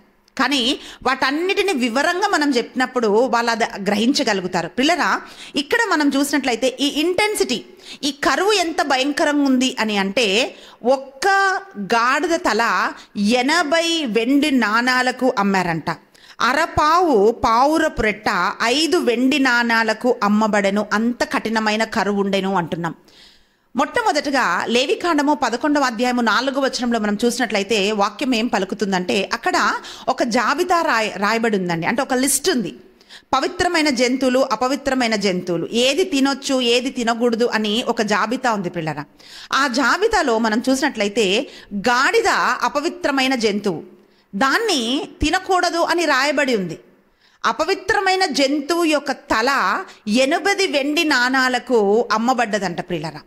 అరపావు పావురపు రెట్ట. మనము గ్రామాల్లో చూసినట్లయితే, ఊరిలో చూసినట్లయితే పిల్లరా, ఆవు పేడతో పిడికలు చేసి దాన్ని మంటకు వినియోగిస్తారు. వంట చేయటానికి అది వాడుతూ ఉంటారు. అంటే ఎంత భయంకరమైన కరువు అంటే మీరు ఒకసారి గమనించాలి. పావురపు రెట్ట వాక్యం పలుకుతుంది 5 వెండి నాణ్యాలంట. పావురం ఎంత రెట్టేస్తుందండి? అంత రెట్ట సంపాదించటానికి వాళ్ళు ఆ ఊరంతా తిరిగి దాన్ని కొద్దిగా సేకరించి 5 వెండి నాణాలకు పావురపు రెట్టను వాళ్ళు అమ్మారంట. అంటే ఇది ఎందుకు ఇక్కడ రాయబడ్డదంటే ఎంత కఠినంగా ఆ రోజు కరువు వచ్చిందో పిల్లరా, ఆ ఇంటెన్సిటీ మనం గ్రహించటానికి అవి అక్కడ రాయబడ్డాయి పిల్లరా. అటువంటి ఒక భయంకరమైన కరువు వచ్చింది. ఆ కరువు వచ్చినప్పుడు జరిగినది ఏంటి అని మనం చూస్తే 26వ వచనంలో మనం చూస్తున్నాము. ఒకనాడు ఇజ్రాయేలు రాజు పట్టణ ప్రాకారముపై తిరుగుచుండగా ఒకానొక స్త్రీ ప్రభు నన్ను రక్షింపుము అని కేక వేసెను. రాజు, అమ్మా ప్రభువే నిన్ను రక్షించినప్పుడు నేనెట్లు రక్షింపగలను? ఆ. నా ఇంట గోధుమలు ద్రాక్ష సారాయము ఉన్నవి కనుకన అయినను నీ బెడద ఏమి అని అడిగెను. Praise the lord. Praise the lord. హల్లెలూయా. హల్లెలూయా. ప్రియులారా, రాజు తన ప్రాకారం మీద తిరుగుతుంటున్నప్పుడు ఇద్దరు స్త్రీలు వచ్చారు అక్కడికి. స్త్రీలు వచ్చినప్పుడు అక్కడ వాక్యం అంటుంది, ఒకానొక స్త్రీ ఏమంటుందంట, న్యాయం కోసం వచ్చిందంట, ఒక సహాయం కోసం వచ్చిందంట రాజు దగ్గరికి. అప్పుడు ఈ స్త్రీ ఏమంటుందంటే, అయ్యా అని రాజును పిలిచినప్పుడు ఆయన ఏమంటున్నాడంటే, అమ్మా నా కళ్ళెములో ధాన్యము లేదు, అలాగే నా దగ్గర ద్రాక్షరసము లేదు, నా గానుగుల్లో ఏమి కూడా లేదమ్మా నీకు ఇవ్వడానికి. దేవుడే నీకు సహాయం చేయకపోతే నేనేం సహాయం చేయగలను అని రాజు ఆ స్త్రీతో మాట్లాడుతున్నాడు. పిల్లరా, ఇక్కడ రాజు మాట్లాడుతున్న ఆ భాష లేక ఆయన మాటలు మనం గమనించినట్లయితే కొంతమందిని మనం అంటుంటామండి, రాజగుణం అంటాం. రాజగుణం అంటే ఏంటో తెలుసా? అడిగింది వాళ్ళు ఇచ్చేస్తారు. అంటే రాజులకున్న ఒక లక్షణం ఏమిటి అంటే అడిగింది కాదనరండి. అంటే సహాయం చేసే ఒక గుణం, వాళ్ళు అలా పుడతారు అంతే. అంటే అందుకే రాజగుణం అంటుంటారు. లేదు కాదు అని అనకుండా వాళ్ళు సహాయం చేస్తుంటారు. కానీ ఇక్కడ ఒక రాజు దగ్గరికి ఒక సాధారణమైన స్త్రీ వచ్చి ఆమె ఆయనను పిలుస్తుంటేనే ఈయన ఏమంటున్నాడంటే, అమ్మ నేను నీకేం సహాయం చేయలేను, నేను నిస్సహాయుడను, నేను ఏం చేయలేనని రాజు ముందుగానే చెప్తున్నాడు. అప్పుడు ఈ స్త్రీ ఏమంటుందంటే, రాజా నేను నీ దగ్గరికి ధాన్యం కోసం రాలేదు, ద్రాక్షరసం కోసం నేను రాలేదు, నేను న్యాయం కోసం నీ దగ్గరికి వచ్చాను అని చెప్పి ఆ స్త్రీ రాజుతో చెప్తాంది. అప్పుడు ఆ రాజు ఏమంటున్నాడంటే, అమ్మా నేను నీకేం న్యాయం చెయ్యాలి అని రాజు అడుగుతుంటున్నప్పుడు పిల్లరా ఈ వచనం వింటుంటే భయం పుడుతుందండి. 28వ వచనం. ఆ స్త్రీ ఇదిగో ఈమె నేడు నీ బిడ్డను తిందము, రేపటికి నా బిడ్డను తిందము అనెను. అట్లే నా బిడ్డను వండి తింటిమి.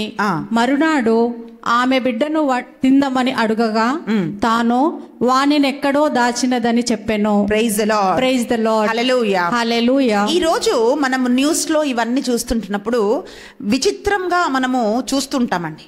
కానీ ఇలాంటి ఒక సంఘటన బైబిల్లో కూడా మనము చూస్తున్నామండి. పిల్లరా, ఈ స్త్రీ ఏమంటుందంటే ఇంకొక స్త్రీ పైన చెప్తుంది. ఆమె ఏమంటుందంటే, అయ్యా ఈ భయంకరమైన కరువులో ఆకలితో చచ్చిపోతున్నప్పుడు ఈ స్త్రీ ఏం చెప్పిందంటే, ఇదిగో నీకు బిడ్డున్నాడు, నాకు బిడ్డున్నాడు కదా, ఈరోజు నీ బిడ్డను తిందాము, రేపు నా బిడ్డను తినొచ్చు అని చెప్పి నాకు చెప్పింది. ఆమె మాట నమ్మి నా బిడ్డను వండి మేమిద్దరం తినేసామయ్యా. మరి మరుసటి రోజు ఆమె బిడ్డను తినాల్సిన ఒక సమయం వచ్చినప్పుడు ఆమె తన బిడ్డను ఎక్కడో దాచిపెట్టింది, ఆ బిడ్డను నాకు ఆహారంగా ఇయ్యటం లేదు అని చెప్పి ఈమె రాజు దగ్గరికి న్యాయానికి వచ్చింది. పిల్లరా, ఇది చదువుతుంటున్నప్పుడు ఇలా కూడా జరుగుతుందా అని మనకు అనిపిస్తుందండి. పిల్లరా, ప్రత్యేకంగా ఈ యూట్యూబ్ ఛానల్లో స్త్రీల కొరకు వాక్యం మనం స్టార్టింగ్ నుంచి వింటున్నాం. సాటర్డేస్ స్త్రీల కొరకు ప్రత్యేకంగా వాక్యాన్ని మనం విన్నాం. నేను అనేక మంది స్త్రీలను ఎంకరేజ్ చేస్తుంటాను ప్రార్థన చేయటానికి, దేవుని సేవ చేయటానికి. అమ్మ మీరు ప్రార్థన చేయాలి, దేవునిలో ఉండాలి, జపమాలు చెప్పాలి అని చెప్పడానికి గల ఉద్దేశం ఏంటో తెలుసా అండి? ఇక్కడ మీరు గమనించాల్సింది ఒకటి ఉందండి. ఒక స్త్రీ ఇంకొక స్త్రీతో ఏం చెప్పిందో అది చాలా ముఖ్యమైనది. పిల్లరా, ఈరోజు చాలా మర్యాదలాలు ఉన్నాయి, చాలామంది రోజరీ టీమ్స్ ఉన్నాయి, చాలామంది ప్రార్థన చేస్తూ ఉన్నారు. అయితే ఈరోజు అటువంటి వారందరితో చెప్తున్న ఒక మాట ఏంటో తెలుసా అండి? చాలామంది అంటూ ఉంటారండి, ఏమనంటే నా మట్టుకు నేను ప్రేయర్ చేసుకుంటున్నాను, నేనెందుకు విజ్ఞాపన చేయాలి, నేనెందుకు ప్రేయర్ చేయాలి అని అనుకుంటుంటారండి. పిల్లరా, ఈ విమెన్స్ మినిస్ట్రీ ఎందుకు ఇంపార్టెంట్ అని మనం చూస్తే, ఒక స్త్రీని మంచి మార్గంలోకి నడిపించగలుగుతుంది, ఒక స్త్రీ ఇంకొక స్త్రీని చెడు మార్గంలోకి కూడా నడిపించగలుగుతుందండి. ఈ ఇద్దరు స్త్రీలు ఒక దగ్గర ఉన్నారు. ఈ కరువు వచ్చినప్పుడు ఒక ఆమె ఇంకొక ఆమెకి ఏం సలహా ఇచ్చిందంటే, సరే ఈరోజు నీ బిడ్డను వండుకొని తిందాము, లేకపోతే రేపు నా బిడ్డను వండుకొని తినాలని వీళ్ళిద్దరు మాట్లాడుకుంటున్నారు. ఆ స్త్రీలో, ఆ ఇద్దరిలో ఎవరైనా ఇలాంటి ఒక మాట చెప్పినప్పుడు ఇంకొక ఆమె ఏమనాలి? అమ్మా కరువు వచ్చినప్పుడు మనం చనిపోతాం, మన బిడ్డలు కూడా చనిపోతాం. ఈరోజు బిడ్డలు తింటాం, రేపు మనం కూడా చనిపోతాం కదా, నువ్వు తల్లివి కదా, నువ్వు ఇలా చెయ్యకూడదమ్మా అని చెప్పి ఈ స్త్రీకి ఇంకొక స్త్రీ బుద్ధి చెప్పాలి. అంటే ఎవరైనా ఒకరు తప్పు చేస్తే తప్పు చేసిన వాళ్ళకి ఇంకొకరు ఏం చెప్పాలండి? బుద్ధి చెప్పాలి. కానీ ఈమె ఏం చేస్తుందంటే ఆమె ఆకలి తీరడానికి, ఆమె స్వార్థంగా ఆమె బ్రతకడానికి ఇంకొక తల్లికి వచ్చిన ఆలోచనని పురికొల్పి ఆమె పాపం చేయడానికి ఈమె దారి చూపించింది, లేక ఈమె ఆమెకు సహాయపడ్డది, తప్పు చేయటానికి కారకురాలైంది. ఈరోజు ప్రియబిడ్డ, మనం గమనించాల్సింది ఏంటో తెలుసా? ప్రతిదినం మన చుట్టూ చాలామంది ఉంటుంటారండి. వాళ్ళని మనం దేవునిలోకి నడిపిస్తున్నామా, పాపంలోకి నడిపిస్తున్నామా, మంచి మార్గంలోకి నడిపిస్తున్నామా, చెడ్డ మార్గంలోకి నడిపిస్తున్నామా అని మనం ఆలోచన చెయ్యాలి. నాకేంటిలే, ఎవరు పాడైపోతే నాకేంటిలే అని చాలాసార్లు మనుషులు అనుకుంటుంటారండి. ఈ స్త్రీ ఒక్క నోరెత్తి ఒక్క మాట చెప్పి, అమ్మ నువ్వు తల్లివి కదా, నువ్వు ఇలా చేయకూడదు అని ఒక్క మాట చెప్పి ఉంటే బహుశా ఆమె ఆ తప్పు చేయకుండా ఉండేదేమో. పిల్లరా, ఈరోజు దేవుని కొరకు మాట్లాడే స్త్రీలు కావాలి, దేవుని వాక్యాన్ని ప్రకటించే స్త్రీలు కావాలి, ఇతరులకు దేవుని మార్గాన్ని చూపే స్త్రీలు కావాలి. పిల్లరా, అంటే ఎవరో ఒకరు దేవుని రిప్రజెంట్ చేసే వాళ్ళు కావాలి. కానీ ఈ స్త్రీ ఏం చేసిందంటే పాపానికి ఆమెను నడిపించి నెక్స్ట్ డే ఏం చేసింది? తన బిడ్డను ఆమె దాచిపెట్టింది. పిల్లరా, మరియ తల్లి ఎలిజబెత్తమ్మకు పరిచర్య చేసింది. ఎలిజబెత్తమ్మకు ఆమె పరిచర్య చేసింది. ఈ స్త్రీ ఏం చేసిందంటే ఇంకొక స్త్రీని పాపములోకి నడిపించినట్లుగా మనం చూస్తున్నాం. పిల్లరా, ఎందుకు ఇలా జరిగింది అని మనం చూస్తే ఇక్కడ కొన్ని గమనించాలి. ఏంటంటే ఎందుకు ఇలా జరిగింది? దేవుడు ఏది మనకు చెప్పకుండా చేయడండి. బైబిల్ అంతట్లో మనం చూస్తే ఎప్పుడైతే మనిషి పాపం చేసి పడిపోయాడో అప్పుడు దేవుడు చెప్పాడు, మీకు ఒక రక్షకుడు పుడతాడు, ప్రవక్తల గ్రంథము నుండి ఒక రక్షకుడు పుడతాడు అని ప్రవచనమిచ్చి యేసుప్రభు పుట్టాడండి. ఇప్పుడు మనం ఏం చూస్తున్నామంటే నూతన నిబంధనలో యేసుప్రభు రెండవ రాకడ రాబోతుంది అని కూడా ప్రభు ప్రకటించాడు. పిల్లన అంటే రెండవ రాకడకి మనం సిద్ధం కావాలి. అలాగే దేవుడు తన బిడ్డలకి చెప్పకుండా ఆయన ఏది చేయడండి. ద్వితీయోపదేశకాండము 28వ అధ్యాయము 53 నుండి 57 వచనాలు మనం చూసినట్లయితే ఎందుకు ఇది వచ్చింది అని మనం చూస్తే వాక్యం ఇట్లా పలుకుతుంది. ఆ ముట్టడిలో మీరు ఆకలి బాధ భరింపజాలక, ఆ ముట్టడిలో మీరు ఆకలి బాధ భరింపజాలక ప్రభువు మీకు దయచేసిన బిడ్డలనే తిందురు, ప్రభువు మీకు దయచేసిన బిడ్డలనే తిందురు. శత్రువులు వచ్చి మీ పట్టణములను ముట్టడించి, ఏంటండి? శత్రువులు వచ్చి మీ పట్టణములను ముట్టడించి మిమ్ముల్ని బాధించు కాలమున కలవారి ఇంట పుట్టి మృదు స్వభావముతో అతి సుకుమారంగా పెరిగిన మనుష్యుడు కూడా తిండి దొరకక తన పిల్లలను కొందరిని తినివేయును. తన సోదరునికి గాని ప్రియ భార్యకు గాని చంపక మిగిలి ఉన్న తన పిల్లలకు గాని తాను తిను మాంసములో భాగమియ్యడు. శత్రువులు వచ్చి మీ పట్టణములను ముట్టడించి మీకు ఏమీయూ దొరకనీయకుండా బాధపెట్టు కాలమున కలవారింట పుట్టి చాలా సుకుమారముగా పెరిగి తన అరికాలు నేలపై మోపుటకు అంగీకరింపని స్త్రీ సైతము తిండి దొరకక తన కాళ్ళ మధ్య తాను కనబోవు బిడ్డతో పాటు తన గర్భము నుండి వెలువడిన మావిని కూడా తాను రహస్యంగా భక్షింప తన ప్రియ భర్తకు గాని బిడ్డలకు గాని ఆమె జాలి నొందనిదై ఆ తిండిలో భాగమియ్యదు. Praise the lord, praise the lord, హల్లెలూయా, హల్లెలూయా. ఈ వచనం మీరు మళ్ళీ ఇది మీరు చదవాలండి. ద్వితీయోపదేశ కాండము 28వ అధ్యాయము 53 నుండి 57 వచనాలు. వాక్యం ఏమంటుందంటే శత్రువులు మీ పట్టణంకి వచ్చి ముట్టడి వేసి మిమ్మల్ని బాధించు కాలములో ఏం జరుగుతుందంటే కలవారి ఇంట పుట్టి మృదు స్వభావంతో అతి సుకుమారంగా పెరిగిన మనుష్యుడు. కలవారింట్లంటే చాలా గొప్పవాడు, అన్ని కలిగినవాడు, అన్ని కలిగిన వాడు ఎలా ఉంటాడు ఆ సమయంలో అంటే, ఆ మనుషుడు కూడా తిండి దొరకక తన పిల్లలని కొందరిని తినివేయును. వాక్యం ఏమంటుందంటే తెలుసా ప్రియులారా, తన సొంత బిడ్డనే వాళ్ళు తింటారంట. తన ప్రియ భార్యకు కానీ మిగిలిన పిల్లలకు కానీ ఆ ఆహారంలో భాగమివ్వడు అని మనం చూస్తున్నాం. తండ్రి ఏం చేస్తాడండి, కష్టపడి భార్యని పిల్లలని పోషిస్తాడు. ఎందుకంటే వాళ్ళని ప్రేమిస్తారు కనుక రెక్కలు ముక్కలు చేసుకొని ఏ కష్టాలు పడ్డా సరే పిల్లల్ని పెంచి పోషిస్తారు. కానీ శత్రువులు ముట్టడి వేసి కరువు వచ్చినప్పుడు వాళ్ళు ఏం చేస్తారంటే తమ సొంత బిడ్డల్నే తినేస్తారు అని మనం వాక్యంలో చూస్తున్నాం. ప్రియులారా, 28వ అధ్యాయము 57 అలాగే 58 వచనాలు కూడా మనం చూస్తే వాక్యం ఏమంటుందంటే, సుకుమారంగా పెరిగి కలవారింట పుట్టి అరికాలు నేలపైన కూడా మోపని ఒక స్త్రీ ఏం చేస్తుందంటే తన గర్భములో పుట్టిన బిడ్డను తింటదంట. అంత మాత్రమే కాదండి, గర్భం అంటే ప్రసవిస్తున్నప్పుడు వచ్చిన ఆ మావిని కూడా ఆమె తినేస్తుందంట. ఎంత జుగుప్సకరంగా ఉంటుందంటే ఇది వినడానికి ప్రియులారా. అది కూడా ఎలా తింటుందంట, దాచుకొని తింటుందంట. తన ప్రియ భర్తకు కానీ ఇంకా ఎవరికి కానీ ఆహారములో భాగము ఇవ్వదు అని మనం చూస్తున్నాం. ద్వితీయోపదేశ కాండము 28వ అధ్యాయంకున్న ప్రత్యేకత ఏమిటంటే ప్రియులారా, అక్కడ ఆశీర్వాదాలు శాపాలు రాయబడి ఉన్నాయి. దేవుని ఆజ్ఞలు వింటే ఎటువంటి ఆశీర్వాదాలో, దేవుని ఆజ్ఞలు వినకపోతే ఎటువంటి శాపాలో ఈ 2 జాబితా అక్కడ రాయబడి ఉంది ప్రియులారా. అంటే ఎవరెవరైతే శాపములో ఉన్నారో శాపములో ఉన్న వాళ్ళందరికీ పట్టే దుర్గతి ఇక్కడ రాయబడి ఉంది ప్రియులారా. అంటే అటువంటి ఒక దినాలు వస్తాయని ఆల్రెడీ బైబిల్లో రాయబడి ఉంది. లేవికాండము 26వ అధ్యాయము 27, 29 ఈ 2 వచనాలు మనం చూస్తే అక్కడ కూడా రాయబడి ఉందండి. వాక్యం పలుకుతుంది. లేవికాండము 26వ అధ్యాయము 27 నుండి 29 వచనాలు. ఇంత జరిగినను మీరు నా మాట వినక, నాకెదురు తిరుగుదురేని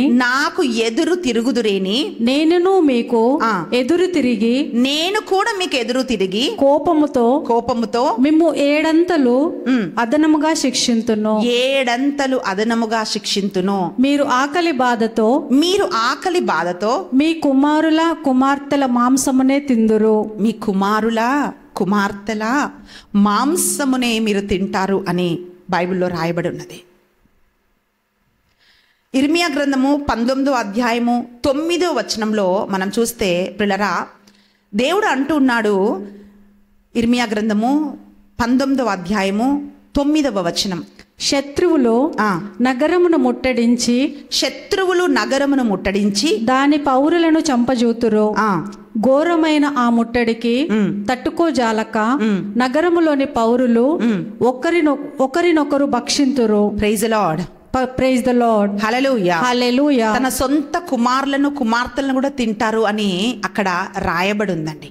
అంటే ఇది దేవుడు చెప్పకుండా ఏం చేసింది కాదండి. దేవుడు చెప్పాడు, నా ఆజ్ఞలు మీరు మీరితే ఇలాంటి ఒక పరిస్థితి వస్తుంది అని అక్కడ వాక్యం రాయబడింది. అయితే మనుషులు అంటే దేవుడు ఇంత క్రూరంగా ఇలా మనుషుల్ని ఇలా చేయమని చెప్తాడా అని కొంతమంది అనుకుంటుండొచ్చు. ప్రియులరా, దేవుడు చెయ్యమని చెప్పడండి. కొన్నిసార్లు తల్లిదండ్రులు చెప్తారు, నాన్న నువ్వు ఇలా చెయ్యకురా, చేస్తే అట్లా జరుగుతుంది అని అంటారు. అంటే నీకు ఇలా జరిగిపోతుంది అని వాళ్ళు అన్నందుకు కాదండి. వాళ్ళు ఆ మాట వినకపోతే వచ్చే కాన్సిక్వెన్సెస్, ఆ పరిస్థితులు, పర్యవసానాలని తల్లిదండ్రులు చెప్తారు.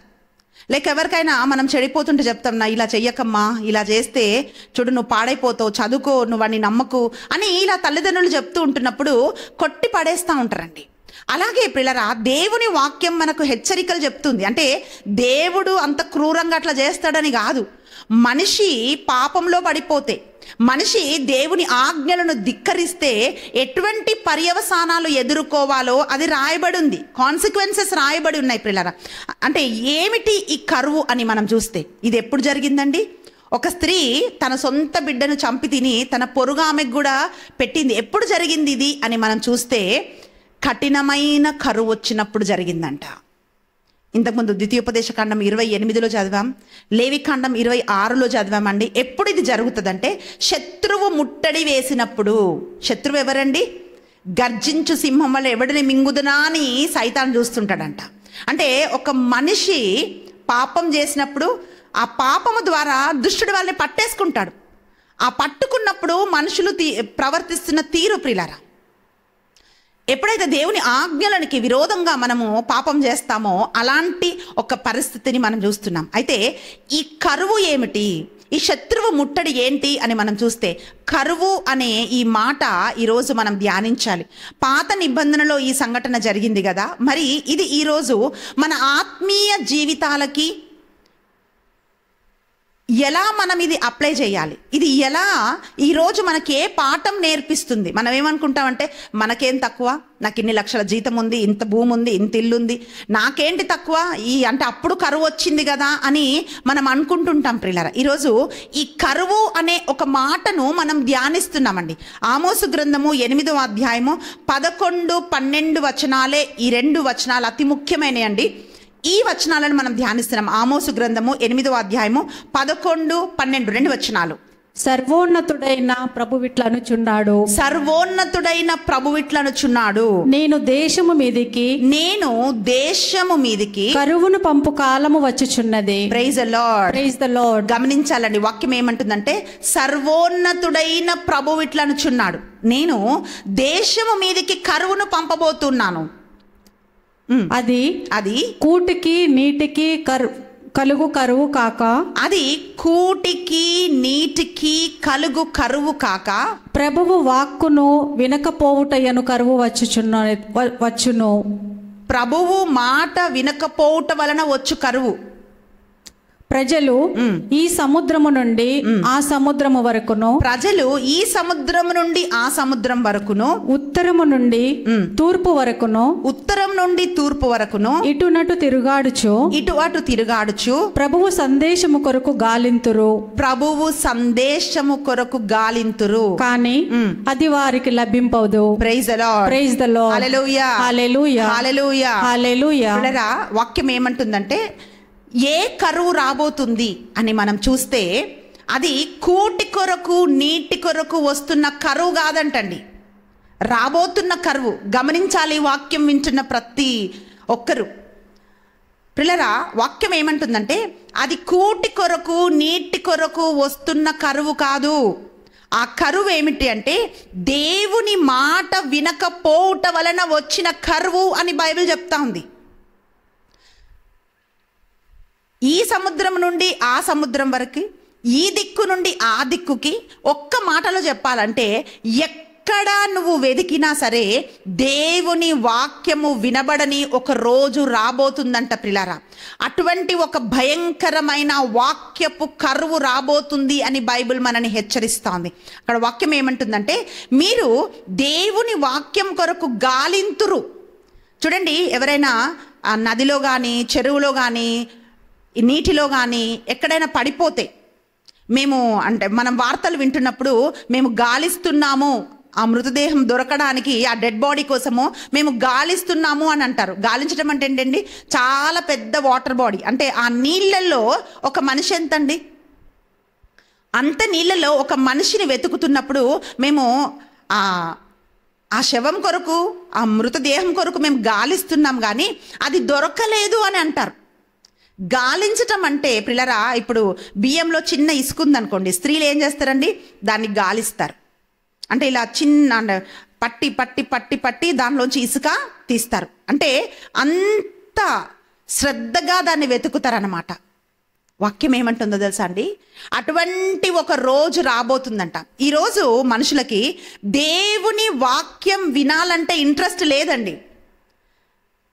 ఇంకా చాలామంది అంటుంటారు, ట్విట్టర్ యుగంలో ఉన్నాం, చాలాసేపు వాక్యం చెప్తే వాక్యం వినడానికి ఇంట్రెస్ట్ ఉండదండి, అంటే దాన్ని మార్చేస్తూ ఉంటారు. అంటే ఇలా 2 నిమిషాల్లో 1 నిమిషంలో వాక్యం వినాలి. ఎస్ ప్రియులారా, ఒక రోజు రాబోతుంది, అదేంటో తెలుసా, మీరు వాక్యం వినాలంటే కూడా ప్రకటించే వాళ్ళు ఉండరు. వాక్యము అర్థం చేసుకోవాలంటే దాని వివరణ చెప్పే వాళ్ళు ఉండని ఒక సమయము రాబోతుంది ప్రియులారా. అందుకనే ఇంత విస్తారంగా దేవుడు వాక్యం ప్రకటించడానికి మార్గాలు తెరుస్తున్నాడు. ఇది మనుషులకి అర్థం కాక దేవుని వాక్యాన్ని వాళ్ళు నిర్లక్ష్యం చేస్తున్నారండి. అన్నిటికీ సమయం ఉంది. న్యూస్ పేపర్ చదవడానికి సమయం ఉంది. 2 గంటలు 3 గంటలు సినిమా చూసిందే చూడడము, విన్నదే వినడానికి టైం ఉంది. షాపింగ్లకు టైం ఉంది, పార్టీలకు టైం ఉంది, తినడానికి టైం ఉంది, తాగడానికి టైం ఉంది, అన్నిటికీ టైం ఉందండి. కానీ వాక్యం చదవటానికి మాత్రం టైం లేదు. వాక్యం ధ్యానించడానికి మాత్రము టైం లేదు పిల్లరా. దేవుని కార్యాలంటే మాత్రం ఆసక్తి లేదు పిల్లరా. ఎందుకంటే సుఖం ఎక్కువైపోయింది మనుషులకి. కష్టం వచ్చినప్పుడు దేవుడా అని వస్తారు. ఇప్పుడు అన్ని కావాల్సినవి ఉన్నప్పుడు దేవుడు ఎందుకులే అని మనుషులు అనుకుంటుంటారు. కానీ బైబిల్ ఏమి హెచ్చరిస్తుందంటే, ప్రియ సహోదరి ప్రియ సహోదరుడా, ఒక దినం రాబోతుందంట. ఆ దినం ఏమిటి అంటే, సువార్త నువ్వు గాలించిన దొరకని ఒక భయంకరమైన కరువు రాబోతుందంట. కనుక ఇప్పుడు కరోనా సమయంలో మనం ఆహారం ఎట్లా సమకూర్చొని పెట్టుకున్నామండి? రేపు ఫ్యూచర్ కోసం నువ్వు ఎట్లా డబ్బు సమకూర్చుకొని పెట్టుకుంటావు? ప్రియబిడ్డ, ఈరోజు వాక్యం ఏమంటుందంటే, నీ హృదయంలో దేవుని వాక్యాన్ని భద్రం చేసుకోవాలి. ఎక్కడైనా సువార్త ప్రకటన చేస్తే కూడా హింసించే రోజుల్లోకి మనం ఆల్రెడీ ఎంటర్ అయిపోయాం. బైబిల్ దొరకని ఒక సమయంలోకి కూడా మనం వచ్చేస్తున్నాం. కాబట్టి ఎప్పుడైతే వాక్యం ప్రకటించబడుతుందో ఆ వాక్యాన్ని మనం హృదయంలో భద్రం చేసుకోవాలి. చాలామంది అంటుంటారు, నాకు మరియ తల్లి అంటే చాలా ఇష్టము, మరియ తల్లి అంటే నాకు చాలా భక్తి అంటారు. పిల్లరా, మరియ తల్లి అభిషేకం ఏంటో తెలుసా? ఆమె నోటి మాట చెప్పగానే ఆమె ఒక శుభవచనం చెప్పిందంట. ఎలిజబెత్ అమ్మ దగ్గరికి వెళ్ళి ఆమె పెద్ద పెద్ద ప్రీచింగ్ చేయలేదండి. ఆమె ఏం చేయలేదు, అక్కడ వెళ్ళి ఒక శుభవచనం చెప్పిందంట. అంటే ఆమె గుడ్ మార్నింగ్ అన్నదో, షాలోమ్ అన్నదో, నమస్తే అన్నదో, ఆమె ఏమన్నదో తెలియదండి. శుభవచనం అని అంటే ఒక గ్రీటింగ్. ఆ ఒక్క మాట చెప్పగానే ఎలిజబెత్ అమ్మ పైకి దేవుని ఆత్మాభిషేకం దిగి వచ్చిందంట. ప్రేమిట, ఎందుకంటే ఆమె హృదయం దేవుని వాక్కుతో నింపబడింది. వాక్యధారి అయిన యేసు ప్రభుని ఆమె గర్భం ధరించింది. వాక్యముతో ఆమె నింపబడ్డది. అందుకనే ఆమె మాట పలుకుతుంటే చూడండి, దేవుని వాక్యంలో ఉన్న వాళ్ళు మాట్లాడే మాటలు వేరే ఉంటాయి. వాళ్ళు మాట్లాడుతుంటే మనకు అర్థమైపోతుంది. దేవుని వాక్యం తెలియని వాళ్ళు మాట్లాడే మాటలు వేరే ఉంటాయి. వాళ్ళ ఆలోచనలు వేరే ఉంటాయి. వాళ్ళ ప్రవర్తన వేరే ఉంటుంది. ప్రియులారా, హోషేయ గ్రంథము 4వ అధ్యాయము 6వ వచనంలో మనం చూస్తున్నాం, నా ప్రజలు ఎందుకు నశించిపోతున్నారు అని మనం చూస్తే, దేవుని జ్ఞానం లేక నశించిపోతున్నారంట. ప్రియుడ, ఈరోజు ఎందుకు ఇలాంటి ఒక స్థితిలో ఉన్నామంటే, చదువు లేక అని బైబిల్ చెప్పలేదండి, డబ్బు లేక అని చెప్పలేదండి, అందం లేక అని చెప్పలేదండి. ఏం చెప్తుందంటే, దేవుని జ్ఞానం లేక మనుషులు నశించిపోతున్నారంట. లూకా సువార్త 4వ అధ్యాయము 4వ వచనం ఏం చెప్తుందంటే, మనిషి రొట్టె వలన మాత్రం కాదు గాని తన నోటి నుంచి వస్తున్న ప్రతి మాట వలన మనిషి జీవిస్తాడంట. ప్రియులారా, ఈరోజు ప్రియబిడ్డ, దేవుని మాట నీకు జీవం, దేవుని మాట నిన్ను నడిపిస్తుంది. కీర్తన గ్రంథం 119వ అధ్యాయము 9వ వచనంలో మనం ఏం చూస్తున్నామంటే, ఒక యవనస్తుడు తన నడతలను ఎట్లా చక్కబెట్టుకుంటాడు అని అంటే, హృదయములో దేవుని వాక్యంని పెట్టుకోవటం వలననే కదా ప్రవర్తన సరిచేయబడుతుంది అని అక్కడ వాక్యం చెప్తుంది. ప్రియుడా, మన ప్రవర్తన ఎప్పుడు సరిచేయబడుతుందంటే, దేవుని వాక్యం నీకు తెలియాలి, దేవుని గురించి జ్ఞానం మనం ఎరిగి ఉండాలి. అప్పుడే మన ప్రవర్తన, మన మాట, మన ఆలోచన లోకస్తుల వలె కాక అది వేరుగా ఉంటుంది, దేవునికి ప్రీతికరంగా ఉంటుంది. ప్రియులారా, అందుకే దేవుని వాక్యం ఆహారం అని లూకా సువార్త 4:4లో మనం చూస్తున్నామండి.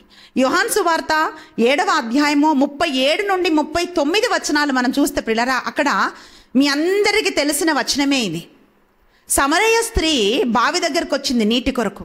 అప్పుడు యేసుప్రభు చెప్తున్నాడు, అమ్మా, ఈ నీటిని నువ్వు తాగితే మళ్ళీ నువ్వు దప్పికొంటావు, మళ్ళీ నీకు దాహం వేస్తుంది, కానీ నేనిస్తున్న ఈ నీరు నువ్వు తాగితే నువ్వు ఎప్పుడూ దప్పికగొనవు అని చెప్పి ప్రభు సమరయ స్త్రీతో చెప్తున్నాడండి.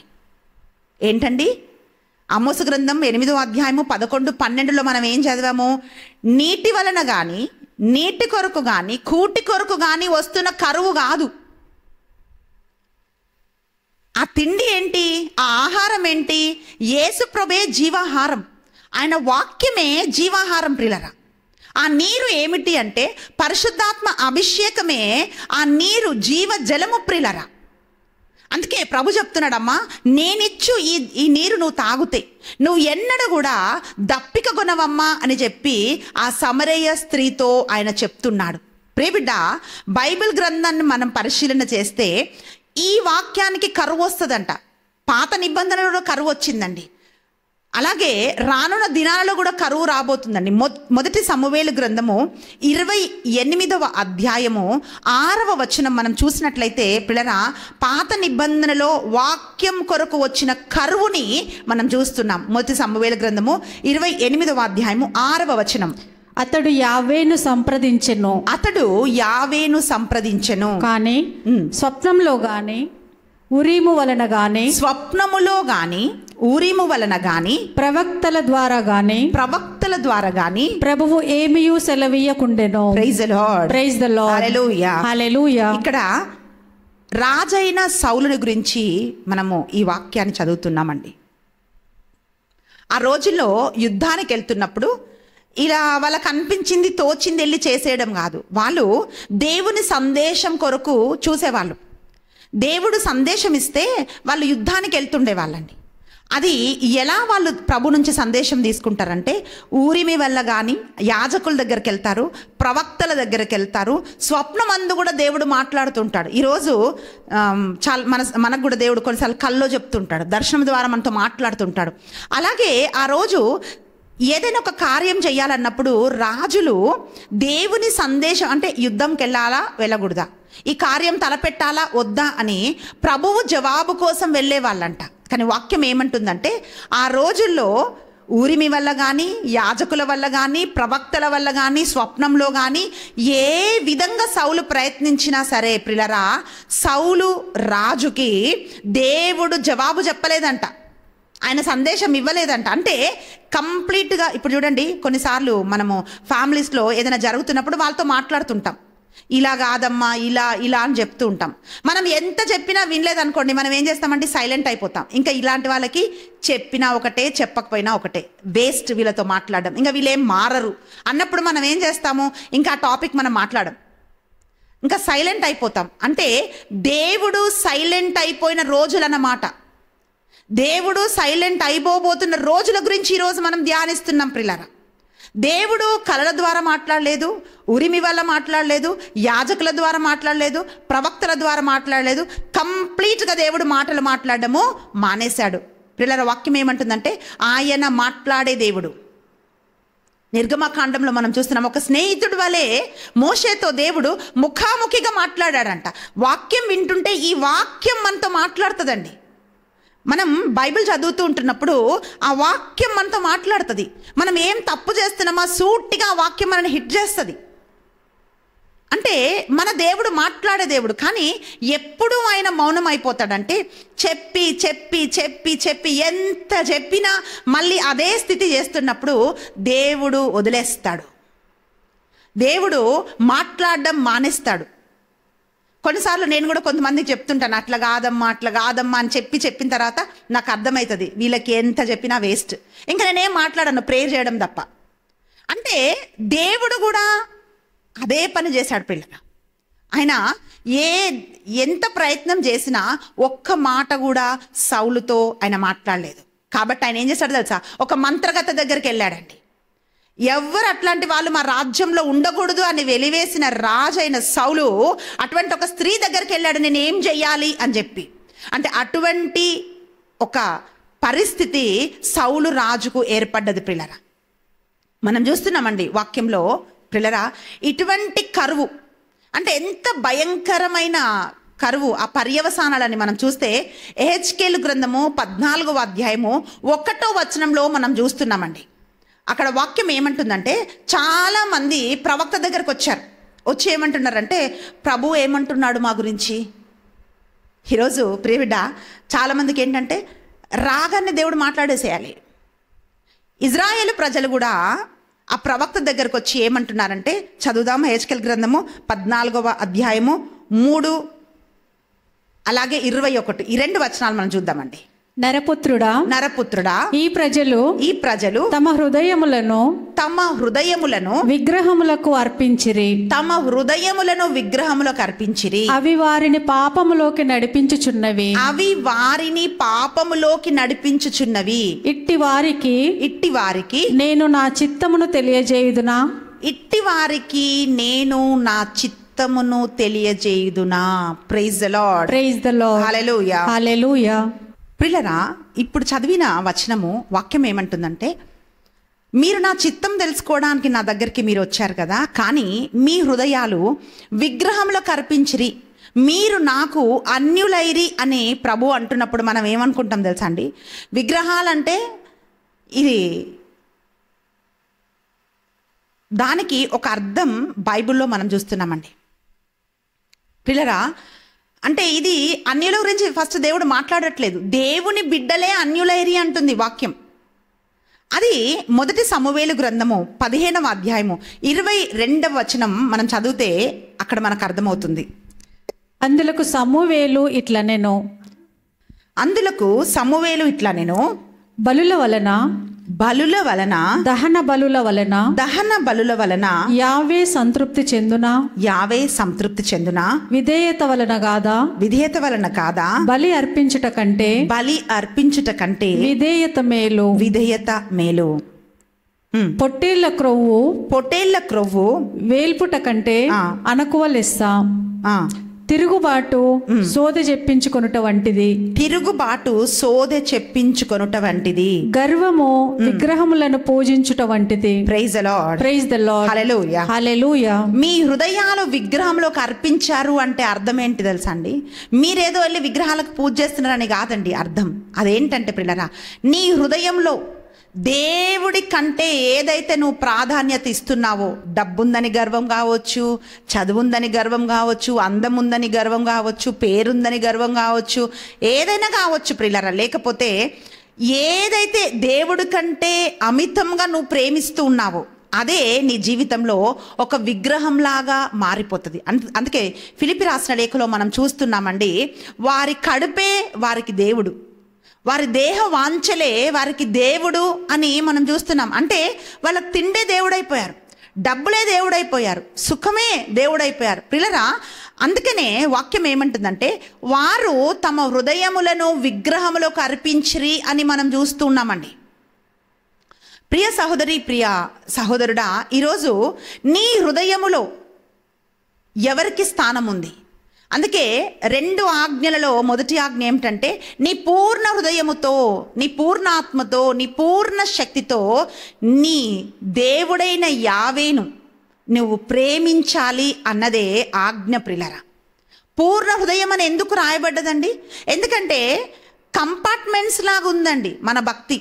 అంటే భక్తి కూడా జీవితంలో ఒక భాగం, దేవుడు కూడా జీవితంలో ఒక భాగం అన్నమాట. అంటే టైం ఉంటే, ఇప్పుడు మనం పెట్టుకుంటాం కదండి, దీనికి ఇంత టైము, దీనికి ఇంత టైము, అవన్నీ అయిపోయినాక టైం ఉంటేనే మనకు దేవుడు, భక్తి, వాక్యము, ప్రార్థన, దేవునిలో నడవడం, ఇవన్నీ. అంటే స్పిరిచువాలిటీ ఒక ప్రయారిటీ కాదండి. ఈరోజు అన్నీ ఉండొచ్చు, కానీ ప్రియబిడ్డ, అలాంటి ఎవరెవరైతే అలాంటి ఒక జీవితం జీవిస్తున్నారో ఆ కాన్సిక్వెన్సెస్ ఏంటో బైబిల్ ఇక్కడ రాసి పెట్టిందండి. అవన్నీ కూడా దేవుడు హెచ్చరిక చేస్తున్నాడు. దేవుడికి ప్రయారిటీ లేదు మనుషులకి. అందుకే ఆయన అంటున్నాడు, నీ పూర్ణ హృదయంతో ద్విమనస్కులై అని యాకోబు పత్రిక హెచ్చరిస్తుంది అండి. అంటే పునీత యాకోబు గారు అంటున్నాడు, ఇదిగో ద్విమనస్కులు, డబుల్ మైండ్ అంటున్నాడు. అంటే మనస్సు దేవుడి పైన నిమగ్నం చేయలేకపోతున్నారు. ఈవెన్ దేవుని సన్నిధికి వచ్చినా సరే దేవుడి మీద మనసు ఉండదు. ఎంతసేపు ఫోను, ఎంతసేపు ఎప్పుడైపోతుందా, వెళ్ళిపోవాలి, వాక్యం వినాలంటే బోరు. కానీ ఏదో అటెండెన్స్ కోసం వస్తున్నట్టు పోతున్నట్లు అనిపిస్తుంటుంది కొన్నిసార్లు. పిల్లల వాక్యం ఏం చెప్తుందంటే, నువ్వు ఏం తెస్తున్నావా, ఏం చేస్తున్నావా కంటే కూడా దేవుడు ఏం చేస్తాడంటే నీ హృదయములో ఏముంది అని దేవుడు చూస్తాడు. వాళ్ళు వచ్చారు, అందరు చూస్తే ఎంత బాగుందండి, అమ్మో దేవుడి చిత్తం తెలుసుకోవడానికి వచ్చారు అని ప్రవక్త అనుకోవచ్చు కదండి. ప్రవక్త అట్లా అనుకుంటాడు కాబట్టి దేవుడు ప్రవక్తతో ఏం చెప్తున్నాడంటే, అయ్యా వీళ్ళు నా చిత్తం తెలుసుకోవడానికి ఎంత బాగా వచ్చారు నా దగ్గరికి, కానీ వాళ్ళకు చెప్పు, ఏమిటంటే వాళ్ళ హృదయం నాకు దూరంగా ఉంది, వాళ్ళ హృదయంలో నాకు స్థానము లేదు అని దేవుడు చెప్తున్నాడు. ప్రియబిడ్డ, ఇలాంటి ఒక స్థితిలో మనం నిలబడితే మన పరిస్థితి ఏంటండి? అందుకనే హృదయాలు సరిచేయబడాలి. నువ్వు చేస్తున్న పని దేవుడు చూడడు, నువ్వు చేస్తున్న దేవుడు కోసం నువ్వు ఏం చేసినా దేవుడు అది చూడడు. కానీ దేవుడు సన్నిధిలోకి నువ్వు వచ్చినప్పుడు నీ హృదయం ఏమిటో దేవుడు చూస్తాడు, నీ ఆలోచన ఏంటో దేవుడు చూస్తాడు. బయట చూపించేదాన్ని కాదు దేవుడికి కావాల్సింది, రహస్య జీవితంలో నువ్వేమిటో, నీ ఆలోచన ఏంటో, నీ జీవితం ఏమిటో అదే దేవుడికి కావాలి ప్రియులారా. అందుకే ఆయన ఏమంటున్నాడంటే, ఇదిగో మీరు ఇలా ఉన్నారు కదా, మీ స్థితి ఇలా ఉంది, అయితే వాళ్లకు తెలియజేయాల్సింది ఏమిటి అని 21వ వచనంలో చూస్తున్నాం. యెహెజ్కేలు గ్రంథము 14వ అధ్యాయము 21వ వచనం.